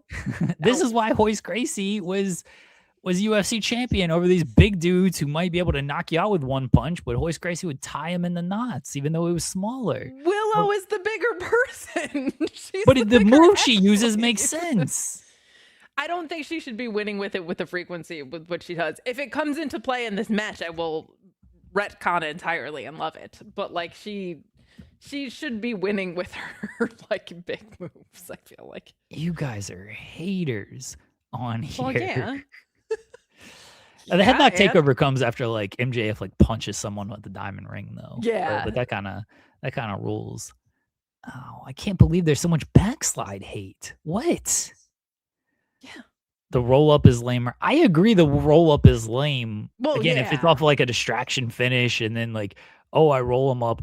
I think a roll up can work if it's like the actual finish and like you're going to use that kind of consistently, like the backslide is go behind, roll up, especially people who, roll up and then they got the arm and then they kind of leverage their body over. Yes. One of Like, the few that's a things good- that like Dominic Mysterio probably does better in ring than most people is he has actually a very, very good roll up. If you watch. I'm all for like CM Punk using a roll up on Samoa Joe or whatever as a way to win, right? Like flash pins. But my thing is, if somebody of Mercedes stature is like using to me, the backslide feels like the roll up in the way that it feels like a desperation move to like, oh my God, like let me try and quick sneak a victory. And Willow is the champion. She should act like such. Like she should not be having But it's not to a desperation move. It's a little bit of a desperation move. It's I can beat you with this move. Why can't she beat people with her other moves? Because they'll just kick out because everybody kicks out of finishers. Find something that nobody kicks out of. And she stop kicking out of people's finishers. And she doesn't kick out of it. I do have confidence that it'll come into play in the match. So I will I will like 100% it better will. then. I will like it better then. I 100% think it will. Which Mike keeps asking which luchador had basically a fancy roll up. Yeah, I think it was Hechicero who does something like that. Yeah. And I like these leverage pins if they're done properly, and they are built to mean something. And Mercedes or Willow has made it mean something. So I'm all for it. As long as it actually means something, then I will like it better. But I do I feel like we've just seen too much of it. Like I feel like she should be winning some matches with other moves, and it's like they've made it seem like she can't win with her finishers, which is not great. Like you should be able to win with your finishers sometimes. we lost. This is a terrible segue, but we lost Dolly Parton yesterday, and we lost Tim Curry just now. Oh man. Both 80 as well. Oh, that's sad. I hate to break that news to everybody. It's what it is. It's what it is. Oh, that's a bummer. That's a bummer. It's also weird, like to me, Tim Curry was still 60. You know what I mean? Like I don't have a frame of reference for any of that anymore. Oh, that sucks. Condolences to everybody that's like affected in his world, of course, but that's a bummer. I'm sorry, chat, to break that to everybody if you had not heard that news. I feel for my wife who yesterday she was working and I had to text her. I'm like, Dolly Parton died. And then just now she's out running errands and I just had to text her, Tim Curry died. And she might kill somebody with how much she loves Dolly Parton and Tim Curry, and she's finding out about this. And that's celebrity deaths are tough like that. Like when Chris Cornell passed, I was affected like he was a family member, just because like I had so much Soundgarden and his solo projects were like intensely important to me. Like it's rough. It's rough. Like sometimes when there's someone whose work has had an impact on you like that. It's because like the whole point of great art is it makes you feel less alone, even if it's someone who you've never met that's created it, right? Like it's important with human connection like that. But Tim Curry's such a legend. I saw him in Spam a lot when it hit Broadway and stuff too. Like I have he was just so brilliant, like such brilliant, and so specifically his own imprint on the way he approached comedic acting. Like that's brutal. Yeah, Hayden Panettiere last week as well. I don't want to say I hope that's the 3, but you know everyone says like these things come in threes. Yes, I do hope like that's the end of this, and we're not losing anybody else. Was 36, right? Like Yeah, I was surprised when I saw she was younger than me. I was like, what the huh? Yeah. How is that a thing? So sad. And if like I lost a friend to addiction this past week, and I don't want to like get too far into it, but it is like even people that are in recovery from stuff, like it's always one away. Like it's always like your relapse is one away, right? So it's addiction is like its own awful brutal beast to contend with, and it doesn't give a crap how old you are. So like if that, I know everybody is like suspecting like all these other things with it, but it's incredibly, you can be the most committed to your recovery ever, and it's just one drink away, one one shot of a drug away. Like it's brutal. So that was like very very very sad at 36 years old. At 80 is like at least you've got a chance to live a full life, and it's certainly sad when somebody leaves like such an impact like a Dolly Parton or a Tim Curry, but like that Hayden stuff was rough. Ugh. I watch Clue tonight instead of Dynamite. Hell yeah. Sorry, Tim Dynamite. Curry would have been an amazing pro wrestling promo. Are you kidding? Oh yeah. Oh, he would have been so good. Well, again, sorry everybody if this is how you found out about it, and condolences to friends, family, anybody affected by it. And Joel and I had that discussion. You mentioned Chris Cornell. Joel and I had that Oof. discussion. I don't remember who it was that passed. Maybe it was nobody that actually passed, of like which celebrity death would like affect you. And of course Joel is like, I don't know, nobody. Like anybody could die, and Everybody's fine. it's like it's Yeah. fine. Yeah, it's fine. I was like, is there no one Oh, that like had an sad but fine. influence Yeah, or he's a musician attachment? too. That's actually kind Yeah. of surprising. And he was like, no, there's no one. I was like, all right, I guess. But eh. Is there Chris anybody? Cornell was the one that like rocked me by far the most. Yeah. Like I was um his music was just like so desperately important to me at a time where I needed a lot of his music, and that just like that's stuff that you just carry with you. So, and that was also a very surprising one. Like he was still pretty young. So, and I think I had just seen him in concert. I saw his solo project like the month before or something, and yeah, it was one of the coolest concerts I've ever seen. And then I don't know, it's so funny when it's stuff like, especially when it's like nostalgia stuff. I know a lot of people with Linkin Park too. Chester Bennington like had a similar reaction that I did to Chris Cornell, and it came like less than a year later or whatever. So sometimes that stuff just hits you in ways, and then like I always feel weird about it because I'm like, I didn't know this person, but also they like showed you the side of themselves. So it's, I don't know, it's complex and in an odd way. But Chris Cornell, I was just like for a week just crying in my car.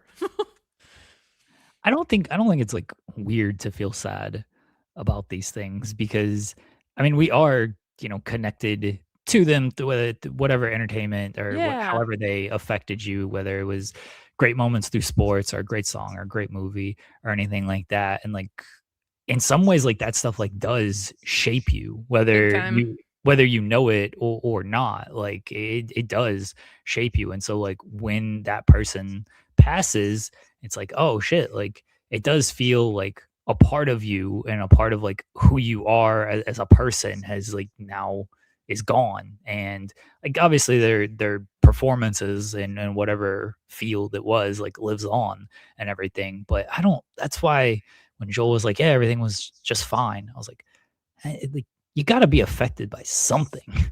Somebody Yeah. influenced you in some way over the years to Yeah. where Especially it, when you are a musician, like somebody's work usually inspired you to go down a certain path. Do you have an athlete or a musician or anything? I feel nobody that is past yet. One that you know is Um, gonna like hit like oh, I yeah. know Eminem. Like when that Yeah. happens, it's gonna be very tough because like that was so much of that what I listened to growing up and like Sure. still listen to and still just some of it resonates. But even if it's not like, I can't relate to everything he wrote, but it's like the creativity behind stuff, and Sure. whether it was through the music or through the performance, like I'm inspired by that in a lot of ways. So like that's definitely gonna hit. People saying Kobe, and I completely understand where the Kobe stuff comes from. SP3 has mentioned Kobe. I was not the Kobe person, but I think Jordan will hit in Sure. some ways because that's who I grew up watching, and not only grew up watching him, but when it comes to like just work ethic and mentality, like I took so much of that from Jordan, which So much. Yeah. doesn't make sense in a wrestling field of what I do, but still, like It that's does the when you're the goat. but like that's what I'm saying of like, when you just relate to these people, Sure. and how they inspired you.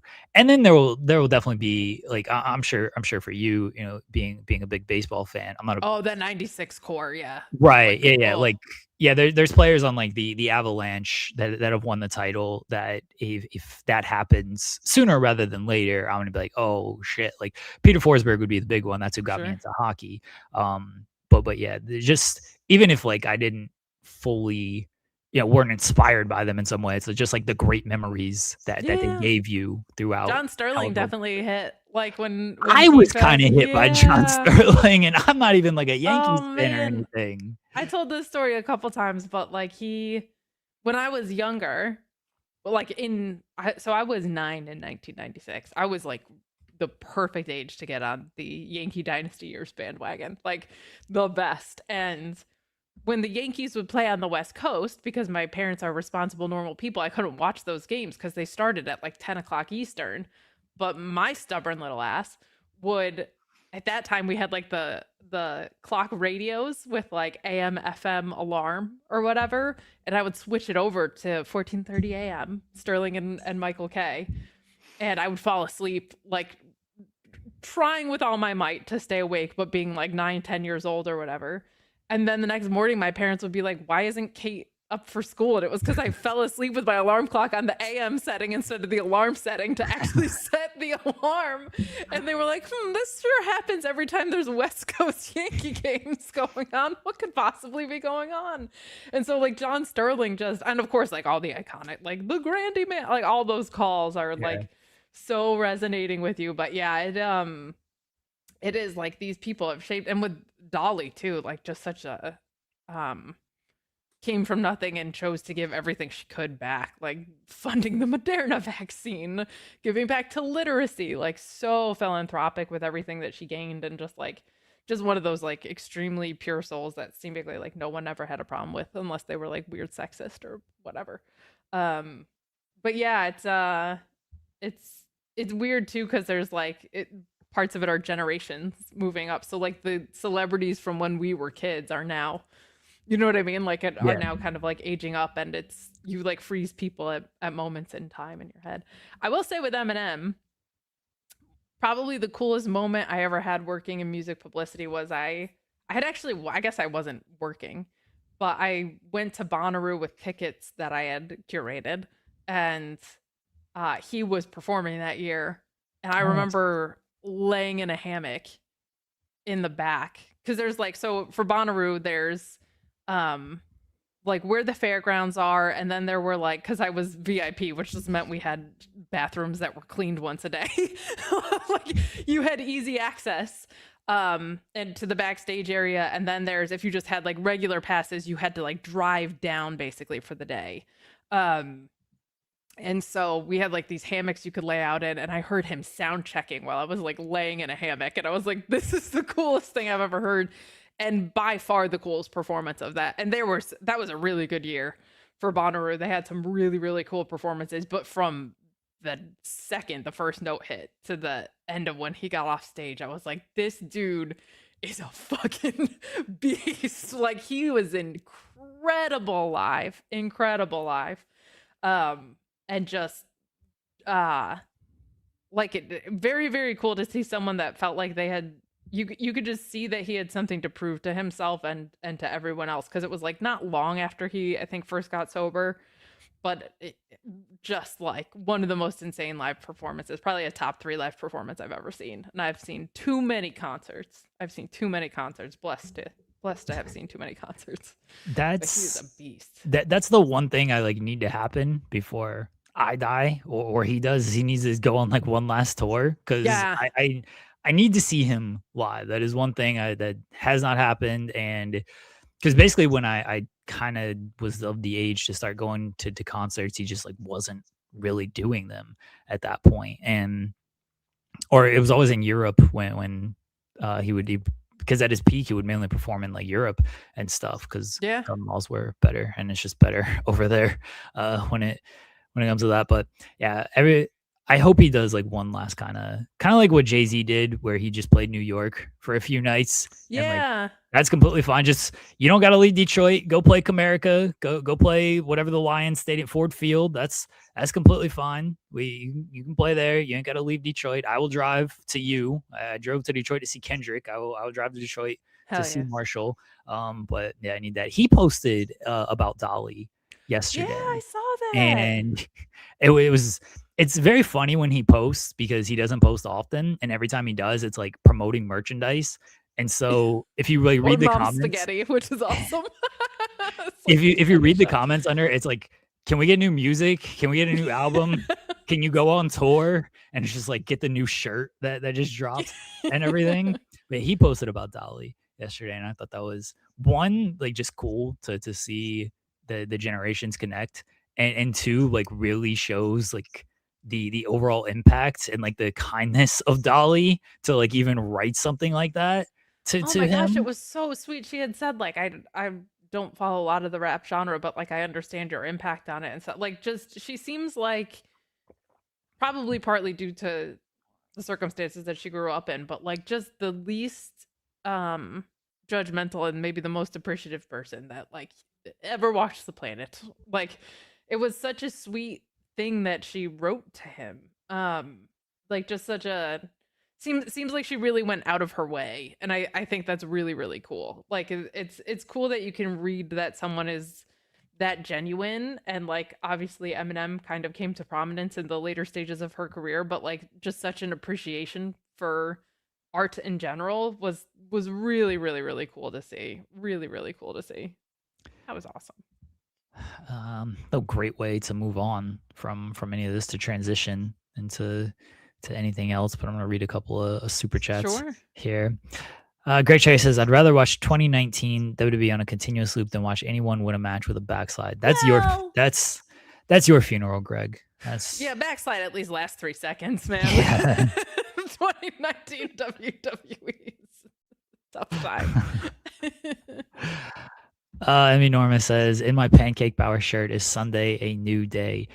I hope so, unless it's a trios gauntlet nonsense, because I don't need them as part of that at all. Is The Rock returning in Hawaii, Kate? Oh, absolutely. Moana tanked. Are you kidding me? It was like such a box office flop. So, real quickly, set this up. So WWE, they're holding tryouts in Hawaii because they're going to Hawaii for 2 shows. I think it's in October is when they're going, and they already announced the tryouts before, and as part of the 2 shows. But the promotional material before just featured Roman and the Usos.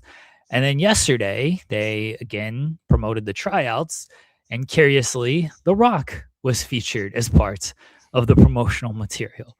So, of course, everyone is like, why is The Rock part of the promotional material for the tryouts? Is he going to show up at these live events? Is he going to show up at these tryouts? Or are they just like, hey, you know who this person is, Hawaii? Come out and maybe you can be like The Rock. What are your thoughts on how they are promoting him for these tryouts and whether or not he's going to show up? I don't think he's showing up there at all. Like I think this was I feel like he's on the board and they like don't seem to be using him in any way. So they're like, well, we might as well use his likeness. It was kind of weird that like the rest of the bloodline was on this graphic and he wasn't.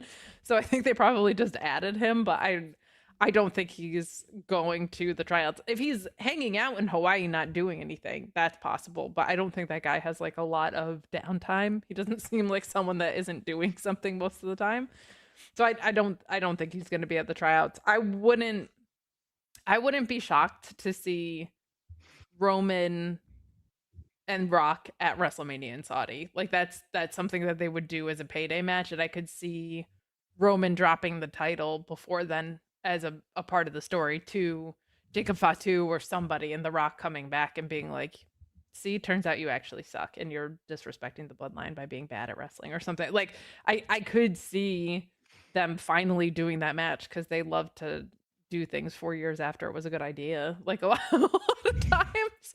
But I think he was just put on the graphic. Like if they cared about these graphics, they wouldn't have like weird misspellings from AI and stuff. I don't think I don't think he's gonna be there. I think the funniest outcome to this whole thing is he does show up at the tryouts, but just the tryouts, not the live events, because they're holding live events as well. So it would kind of make sense for him to be there, But he just goes to the tryouts and he gives this big motivational speech to all the recruits and stuff, and $7 and everything, and you can be like me or you can be like my family, and all you need is $7 and stuff. And then as he's leaving, like he does, like him and Roman just like bump into each other, and then there's like a look, a nod, there's just tension there. And of course that goes viral online. That's all WWE cares about, is these viral moments. Sure. And stuff.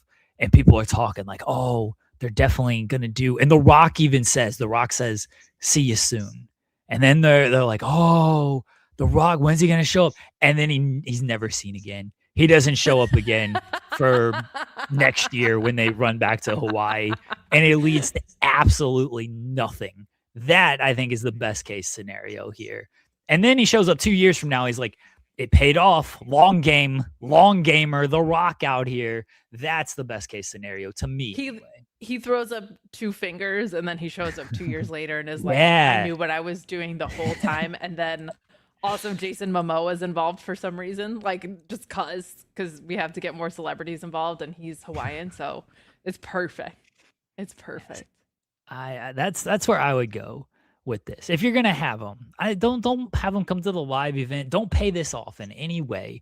Just show up to the tryout, do a little tease with Roman, and then never mention it again. I aspire to that. Like if I could just like hold up 4 fingers or whatever and make people wonder for months on end what that meant. Are you kidding? I would love to have that kind of power in my life. That's I always say this with like this to Jeremy and everyone was like, what does that mean? For months? Is she shooting on something? Like is she a Solo Sikoa fan with that? Like, oh, I would love that. Are you kidding? That's one of the things that I've always thought, like, you've reached just a level of trust almost, and a level of like creativity to where you can like do these kind of things and people read into it and think it means like way more than it actually does. Like musicians, this happens a lot, right? And going back to Taylor Swift fan, like, hello, yes, she's the queen of it. Yeah, exactly. Is like everyone wants to dissect the lyrics and decipher and everything, and it's like, what did she mean by saying this? What did he mean by doing this? And like sometimes it turns out to be something, and it's like, oh, this is actually, this did lead to this. This was actually a thread to this. And sometimes like they're just saying shit because it might rhyme or sound good, and it means absolutely nothing. No, like, she just decided to wear blue that day. It's like, no, she just had a blue shirt on. It's not like she's not making reference to like her saddest era or whatever. Yeah, it's crazy the lengths people will go to make connections, and I would say it's like a 30-70 split on it actually mattering to it not mattering. Yeah. I feel like, oh man. But on season 4 of WWE Unreal, you can bet they're gonna tell us. God, that just sucks. That show does. I haven't watched it. Like I don't I don't care to watch something. First of all, I don't actually think it's intended mostly for hardcore wrestling fans. No, I think it's not. Yeah, and I also don't like I get enough from seeing all the clips that come out about it of them being like, look at how inept our writers room actually is in retrospect, and like all the heartwarming moments. So I'm like, I don't think I need to watch the episodes. Like I think I get enough just from like seeing what happens the next day online about it. I don't need to invest more hours of my life in it, and I don't know. That side of things is just not at all for me. So I'm proud to not watch it at all. See, I like the behind the scenes stuff. I think it's cool to have that footage. I prefer if it's just like done in like DVD specials and things like that. Yeah, but I don't need like it's because it's still fake. I think. Yeah. Like, yeah, we did a curated docuseries pretending this is real when it's so much of it is very clearly not. And the funny thing about the series is, you mentioned like it's not for hardcores. I don't think it is either. I think it's like, hey, it's shoulder programming on Netflix. Maybe a casual person will scroll across it and what's this? Oh, this is interesting. Oh, Raw is on here. Oh, the archive of some stuff might be on here. I'll watch this kind of thing. But I don't know how many people are like actually watching it off of that. And then the hardcores are like not a fan of it. So I just don't know who it's for in the end. I will say I had 2 people that one was a lapsed fan and one was someone who watched like Total Divas, Total Bellas, but was not like super into the wrestling part. And she was like, she didn't watch the whole thing. She was like, I watched an episode and she was like, it just seems like it takes itself really seriously. And that was like very off-putting. And I was like, oh, I never thought of like that aspect of it, of like when they have like those graphics that look like they're on like a police investigatory show of like, and then Triple H called The Rock, and then The Rock called Cody Rhodes or whatever. Was she was funny, like, though. Yeah, it was, especially in the context that we had. But she just kind of was like, I don't like that it takes itself so, like, she loved the human interest aspect of it, right? Like of everything that happened in that women's triple threat or whatever. But like, she did not like how it sounded like she thought it didn't seem very fun. And like, I think most people's impression is that at minimum, wrestling is supposed to be pretty fun. So clearly she knows nothing about the business. Smile wasn't on her face, so Yeah. WWE clearly She's just like, failed. takes itself a little seriously because I'm watching a vampire do a concert with a guy in a blue silk shirt. Like, I don't think this is that serious. Somebody said that I'd love to see an Unreal as Mikey. Is it where it's just Will Ospreay thinking every shoot argument is kayfabe? That shit was funny yesterday when he's talking Oh my about the god. Punk Jack Perry. I thought they were just cutting promos. I didn't know what was going on. Then I saw Punk walk by. I was like, oh shit, okay. I guess Oh, something no. happened here. Guess this is real. There's not like a lot of I don't know. There's some good like wrestling couples, I guess, that whose shows I would be interested in. I don't know if there's one more interesting to me than Will Ospreay and Alex Windsor, because I feel like Will Ospreay just being followed with a camera for his general golden retriever attitude to life would be hilarious. Like, I don't want like big dramatic ups and downs. I want Will Ospreay being a goofball for like an hour a week on television. I can see why people like dislike Ospreay, and look, some of the people he supports and promotes, I'm not Sure, for same. that at Big all. same. I genuinely like him in like all the interviews he does. Yeah, I agree. Cause he does seem just like kind of like he seems genuine. He also just seems kind of, and I say this nicely, hopefully he's not gonna yell at me like Matt Hardy does. He seems just kind of dumb in a lot of them and relatable, honestly. Yeah. To just feel dumb with stuff. He's just like, It's like a naivete. Like it's Yeah. it's like a little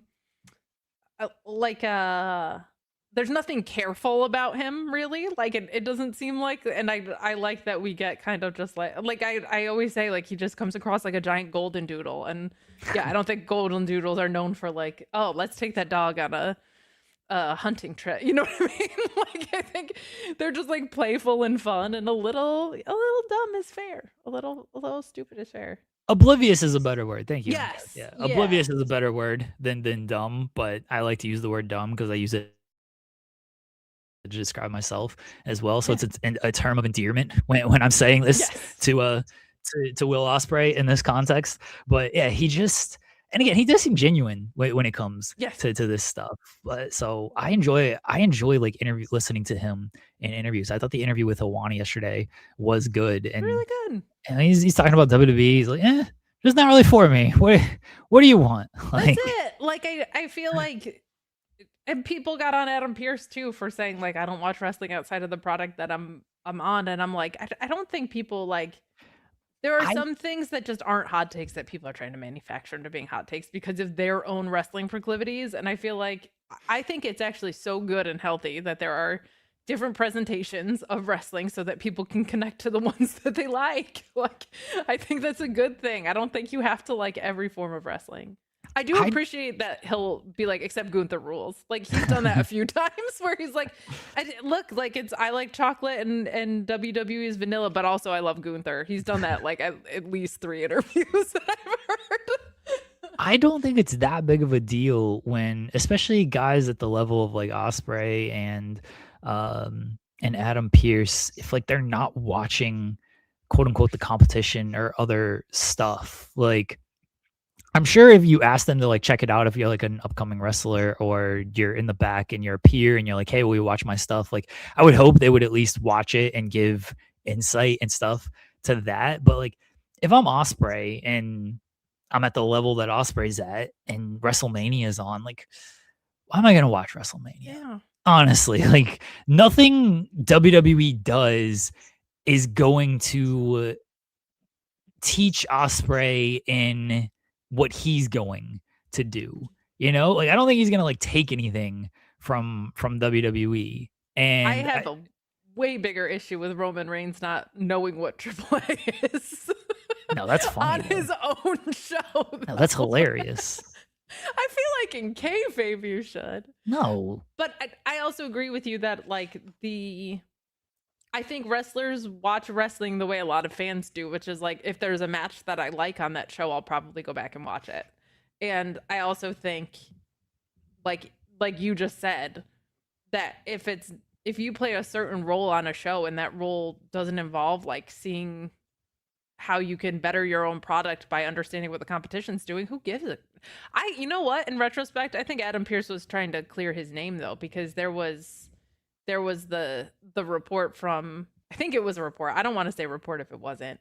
But Wrestling Observer said like there were people from WWE that went to AEW. And I think Right. Adam Pearce is like, it wasn't me. It wasn't me. I wasn't the one that went, which means it was definitely Adam Pearce. Well, it's a TKO. It's a TKO representative. TKO reps, that's fair. Yeah, That's see fair. who maybe The Rock was there in disguise. He's on the TKO board. That's why they put him on the promotional material. They're like, we got to tell him he's still part of our company, not theirs. The idea that The Rock would show up just like in one of those like glasses and mustache disguises pops me tremendously. If you're Osprey though, like, and you already said like, yeah, the style and stuff is not for me. Like, why are you gonna watch it? Like, I'd rather him just not watch it than be like, yeah, I watched it and it was good. It was good for what they do. Meant nothing to me, but sure, I guess their fans are happy with Yeah. it. And people like forget that everybody has friends in both companies, so there's probably like people checking out their friends' matches. You know what I mean? Like more than I sat down for 2.5 hours to watch all of Raw on a Monday. Especially this guy's traveling back and forth from the UK to the US. Like, Well, he's got plenty of time. He's on a That's true. plane I the mean, entire time. Just listen. go on Raw. people think Meltzer has a lot of time, and that guy can't even watch Mercedes and at Mile World. He's so busy. So I think plane rides are for other work. So Dave has to argue about hypothetical MMA fights before he can watch yeah, of course, that show. of course. Yesterday, Kate, I'm sure you were around for this. SP3 and I talked about it a little bit yesterday when because Tenruza noted AEW Stan was trying to stir up some drama in our chat yesterday, talking about ESPN and WWE and how ESPN was not going to renew the deal when it expires in 4 years, mind you. And we both said that, like, yeah, they probably haven't made a decision on this now. I'm sure they have thoughts and feelings on where it's going and how it's going so far, but they have 3 years basically to make a final decision, and a lot can change in the media landscape in 3 years. So let it play out, as wrestling fans love to say. ESPN issued a statement on BJ Bethel's report and said, there's no truth to the report that we have decided not to renew. They never checked with us before publishing, and had they, we would have told them that was completely false. I like BJ. The few interactions I've had with him have been fine. I didn't agree with this reporting because I thought some of the wording on it was already like, that's not true. Like, maybe there is somebody at the ESPN offices or the WWE offices like saying this, but you can see that's not true. So I don't know why you're fully reporting this here. Sure. And then BJ responded and said, I tried contacting ESPN through the support page on the website, is the link. Also left a voicemail on a support phone line. In fairness, I forgot about previous correspondence with Ben. That's the ESPN media relations person who replied to the report and his email, or I would have contacted him there. I'm also standing by my story. Again, I like BJ. This was not the smartest thing in the world to admit. I'm sorry. No. You can't put out a report of this magnitude and then say, I tried to get comment from one of the parties by going through the same way you would go through if you were like, hey, my ESPN Unlimited won't connect to Wi-Fi. Can you help me out with this? That's not a good way to do this. Also volunteered information. Like, yeah. Why are you... Like, if you had a legitimate source, you wouldn't do this. Why are you volunteering that you didn't have a legitimate source to do this is beyond me. When, like, I contacted somebody who's using Zendesk on the other side of this. It's a very, very weird call. Um, my guess is that it's somewhere in the middle. Like there's like Freddie Prinze Jr. had said months ago, like Yeah. ESPN wasn't happy with things so far, and their prices are going up for PLEs, which means they're not making money at the tier that they're at. And there were complaints about like I know there was talk about like the synergy of the two companies not matching, and they had like some, I forget who it was, but it was a gal correspondent coming out doing Obafemi's entrance in like a fake muscle suit, and they're both like, "What are we doing?" Like flat out, they both said, "What are we doing?" Like this is part of the problem to me is sometimes WWE treats their own product like it's a parody, like to I guess like a agreement with Brian Danielson on there, so it like gives your partners permission to treat it kind of like a joke too, which I think is not good at all for the sport. Um, but this I can't even call it a report because it seems like somebody got wind of something and then made a bunch of conclusions about it. But my guess is there's truth to the fact that the relationship isn't going great. Numbers are down across the board for all of wrestling, and that includes WWE. And I wouldn't be surprised if they didn't renew that deal. I don't think there's been a final decision made internally, but I also think it's silly to report that, and it's also silly to negate that entire like thought process. But the problem is it's a thought process and not a report. Like to me it read as I jumped to these conclusions on behalf of some things that I heard, and that is why you pay for Fightful Select, because that's not how that's done at all, and that's why you read Jeremy's 97,000 articles a day, because there's just a right way to do this and a wrong way to do this, and if you're going through a phone menu, it's probably the wrong way to do it. You're probably doing it the wrong way, and that's not a shot at BJ as a person or anything like that. But in this one instance, this was like completely inappropriately approached on from beginning to end, basically. I don't see them staying at ESPN in the next 4 years. I don't think they've made a final decision on at this stage of the game based on that. So. Yeah, I could surmise that if you ask them today, would they renew tomorrow? Probably not. Like I just based on how things have gone. Sure. But I definitely don't think, only a couple of people are making this decision.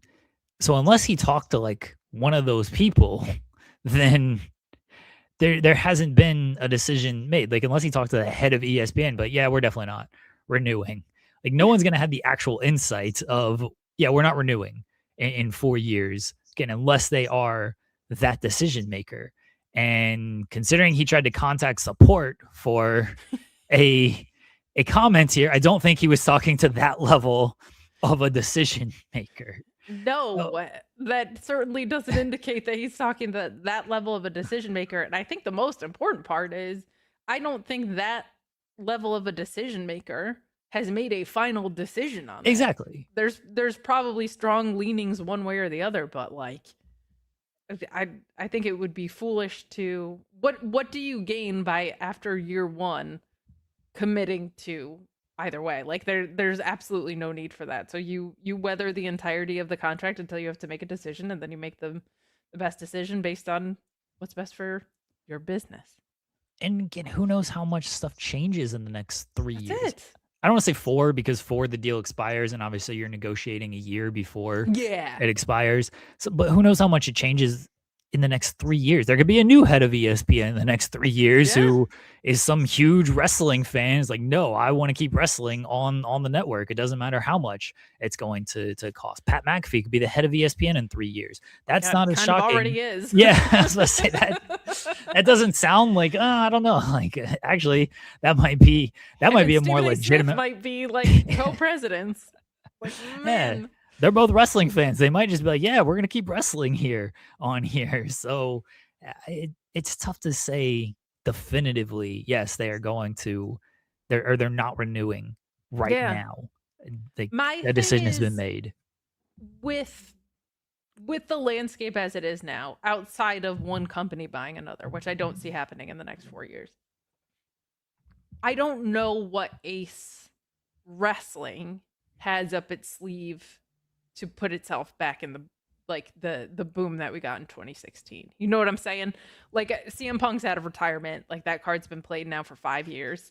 Like it's I I think that's why they keep leaning into the celebrity aspect so heavily is they think Yeah. like that's going to be the thing that moves the needle, and I just don't see that being a long-term solution. That's like a one PLE cycle solution. Maybe if Bad Bunny signed something, but like I'm not a big Logan Paul fan. That is a wildly popular person who is basically a regular on your show, and it's still not like doing business or whatever, moving the needle or whatever. So I don't know what could happen in wrestling that would put them at the same level where they were at when they made that initial deal. Is what I'm thinking. Like I don't know what could happen in wrestling that would help sustain where they were white hot unless they create and book a better product across the board. But even then, like the newness, like John Cena is already retired. Like I think people underestimate how many tickets that was selling. Like realistically, as soon as John Cena retired, a lot of these ticket sales dropped off. I don't think that's a coincidence. So I don't know what happens in wrestling to get it back to where it was at. As the wrestling landscape looks right now. So that's the other thing of the renewal is like they did the smart thing. They locked him for 5 years when they were at their absolute hottest. I don't know if that leads to a renewal because I don't know what they do to get back there. King Pate saying if Netflix has a pullout clause, we should all have pullout clauses. I'm sure ESPN has that put in the contract. I don't know. I don't. Netflix, we know it's factual because the paperwork came out, but Netflix is also a 10-year deal with a 5-year out. This is only a Correct. 5-year deal. So I feel like if there was an out in this, it would have been known by now. And the fact that it hasn't been known or isn't known makes me believe it's a full on 5-year deal. And the media landscape can change a lot in the next 3 years. The WWE landscape, the wrestling landscape in general, can change a lot in the next 3 years. I'm with you. Like I don't know what that thing is going to be. They think it is celebrities. They think it is stuff like ESPN. They're like, hey, look, our wrestlers are on First Take and at the NBA Finals and everything. Like they think this makes wrestling hotter.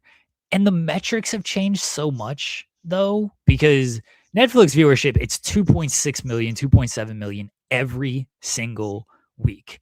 It's like the same 2.67 million every single week, I guess. The cable numbers are between for NXT and AEW between like 6 and 8 most weeks. Like it's been that way for about 3 years Yeah. now. And say SmackDown is between about 1 million and 1,000,002. It's been that way since they've been back on USA Network.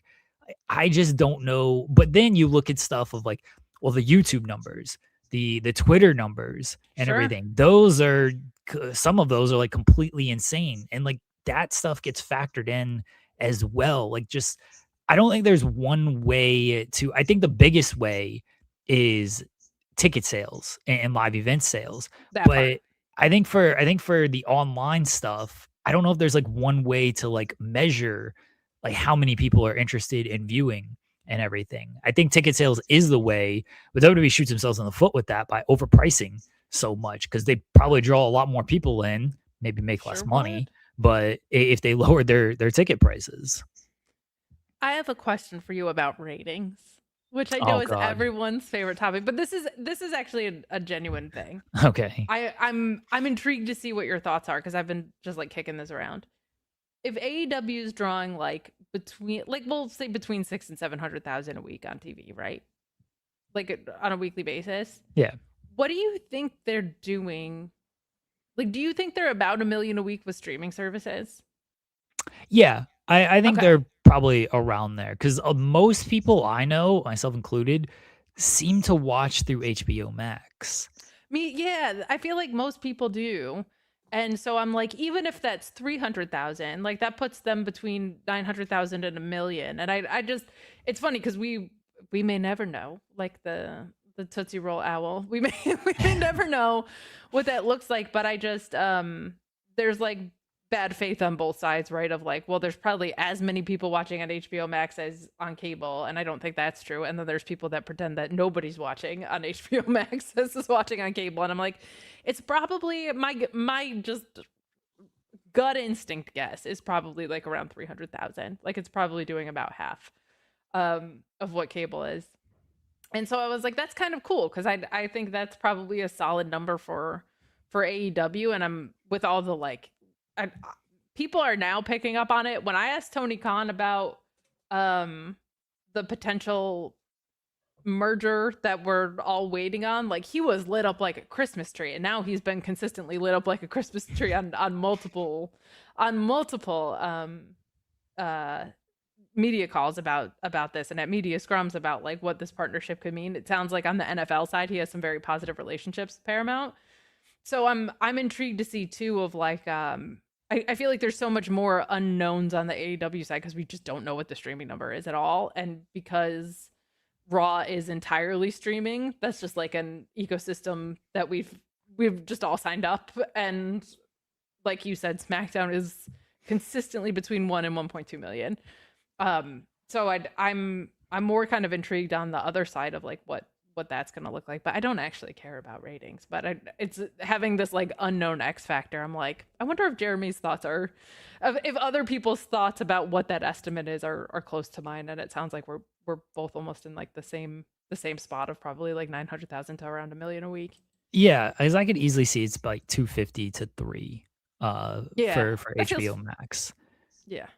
I think NXT is now going to be almost underlooked because they're on ESPN Unlimited. That's how I watch. That's how I've been watching NXT now Okay. because I don't have cable or anything. CW didn't have an app support for like a live viewing process, so I would have to go online to watch NXT. I would have to watch wrestling, and that's how I was watching NXT. Now that it's on ESPN Unlimited, that CW Sports is on ESPN Unlimited, I watch through that, and obviously that's not going to be counted on how people are watching. So I think it's a good thing that these companies are finding ways to get on streaming in some way. That's my biggest complaint about SmackDown is like there's no dedicated USA app on the Roku. Yeah, So it's very they weird took it that they away. don't have that just like as a okay. Yeah, they took it away. They had it and then they took it away. I don't know why. Like, I feel like sports should stream on like Peacock if it is like wrestling, or if USA when they host, because when they host the Olympics, that streams on Peacock. So just stream the wrestling on Peacock, but they The don't. And Olympics so, production this year was so good. I don't know oh if yeah, anybody else like the packages they put together to catch you up on stuff was like I thought brilliantly produced. I would love to see like more of that in the sports landscape and wrestling in general of like how well that was done with like the multi-streaming, and it's interesting. We'll see where it all goes. so apparently it's not the same company anymore. Jeremiah John, I've looked into this way too much because I was so pissed when they discontinued basically the USA Network app for Roku because I could just watch USA Network through that.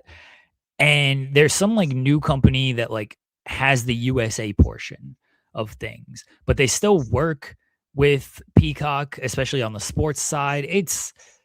I don't understand half of these media conglomeration type things. Like I don't know if people saw the news today, but like DAZN is partnering with a company called Everpass Media. DAZN acquired Everpass Media, and Everpass Media is owned by like an NFL investment firm and a company called Redbird Capital. But TKO is also an investor in Redbird Capital. Like it's all confusing as shit to me. This But is why there are like 9 trillion lawyers in every one of these companies. It's like the media rights is a very specific and complicated niche. yeah, yeah. All I know is I just want a USA Network app so I can just watch it on the Roku and not have Yeah. to go through anything else. Yeah, Sean saying USA and other NBCU cables except Bravo were spun off. Yes, Versant. That's the name of the company. Thank you. I want to call it like Vivint, but I'm pretty sure that's like a porn company, Vivid Entertainment, not Versant. I think that would have been bad. But yeah, Versant. Thank you. Thank you, Sean, for that. I have It's another confusing as shit. question. All right, Who do you think wins this weekend? Heatwave or All In? in terms of You know what? General buzz. general buzz. Heat waves in Texas. I mean, I think even if you go to Texas, All In has more buzz than that. Probably. Just because it was there last year, it has more buzz. Yeah. Yeah, I feel like, ah, shit, maybe it'll come back. This counter programming shit, man. It's Stop. terrible. As the person that covers NXT, it's really annoying. I don't know what it does for WWE. I don't either. Because I don't think it hurts them at all, AEW. And like you give AEW more attention through some of this stuff. I just don't know what it does for WWE.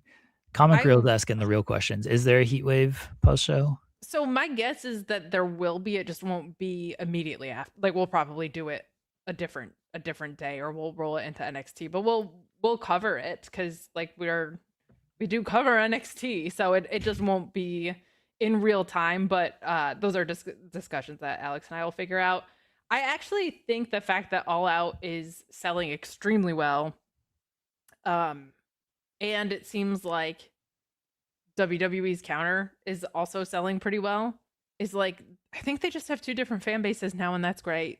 Like, yeah. I think they should stop the counter programming because it just punishes people that want to watch both. And I think it's not working at all. Like, because both they're selling just fine. So I also think CM Punk has done enough shows in Chicago now that maybe the the lusters where like it's always an insanely hot crowd for it. God bless, but like, I don't think that it's novel enough anymore that him appearing isn't enough to make you not want to go to All Out or whatever. Like, oh cool, CM Punk's gonna be on this other thing, maybe MJF and Andrade. Like, right? Like I think it's like, well, I saw him 6 months ago when he was here, so I don't know. I do think depending on, because I think he's going to wrestle on that show, honestly. I don't think it's going to be a wave to the crowd type of thing. I think he's going to actually like have a match against somebody. I don't know who, but I think he will have a match against somebody. And, you know, if you haven't seen CM Punk wrestle, then that could be an appealing thing. It's good that both are seemingly doing well because, yeah, like you said, I do think there just isn't as much crossover fan base as people seem to think that there are. And I think the biggest sign is every time they try and reference AEW on WWE, all coded, nobody gives a shit. Like CM Punk's like, name your 3 friends, and they're like, who is he talking about? Like, no, they don't care. They don't care. So. I'm convinced WWE only does the counter programming to punish wrestling media because we have to cover it all, and they hate all of us. So they're Mission just accomplished. Yeah, like, good job, I guess, if that's what you're trying to get out of it. Like this is who we're truly trying to punish because our fans are going to show up. Their fans might show up to them. Maybe we don't hurt them at all, but you know who it really hurt is all these wrestling websites that we can't stand and we don't want to answer to anymore. It's what they do.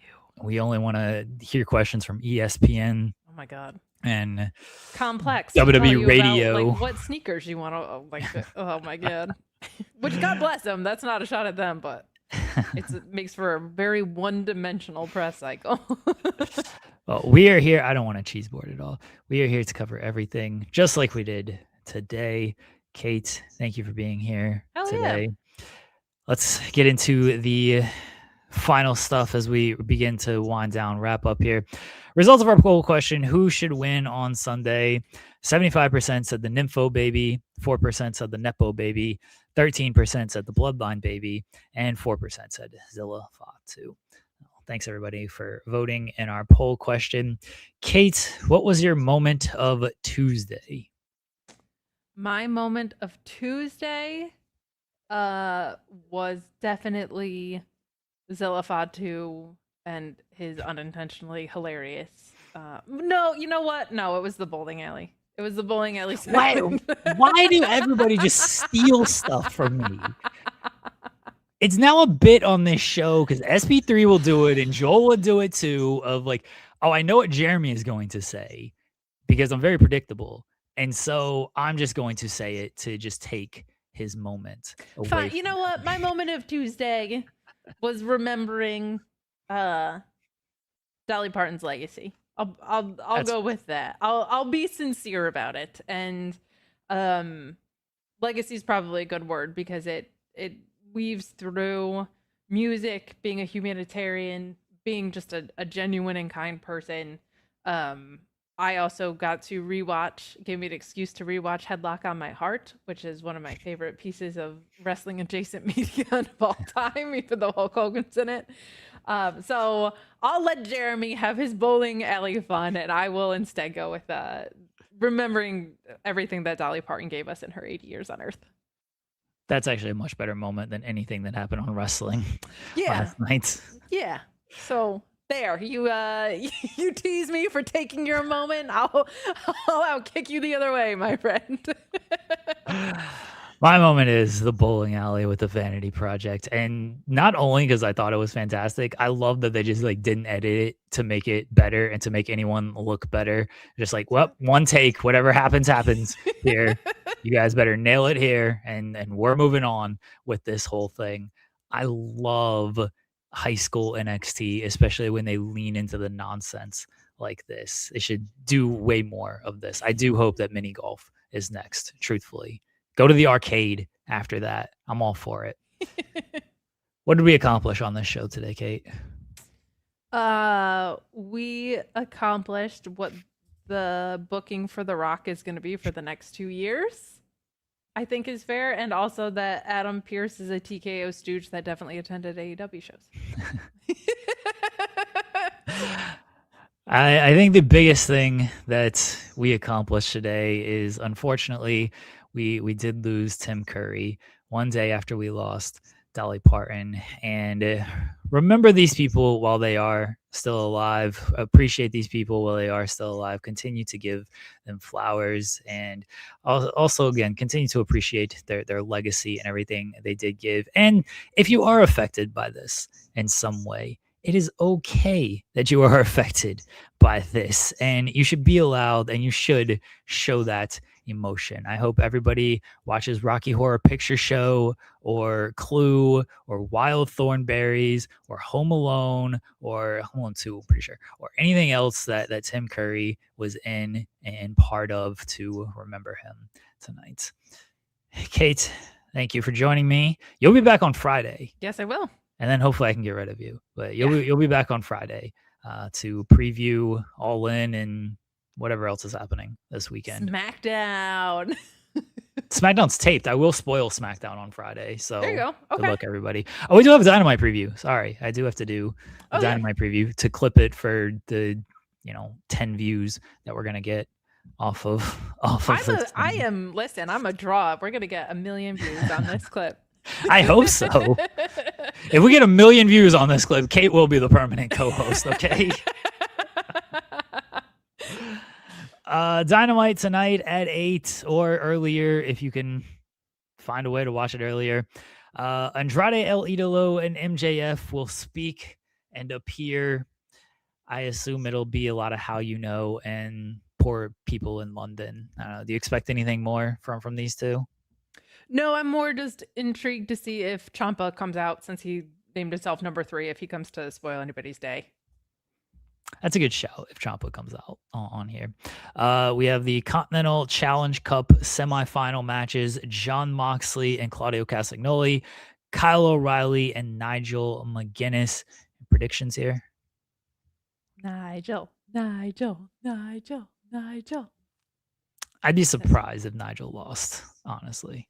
I'd be surprised. Yeah, he's kind of had the story going through this, and it seems set up to be his baby. So it's kind of cool that we're getting the Nigel retirement tour. We never got the proper time. It kind of feels that way.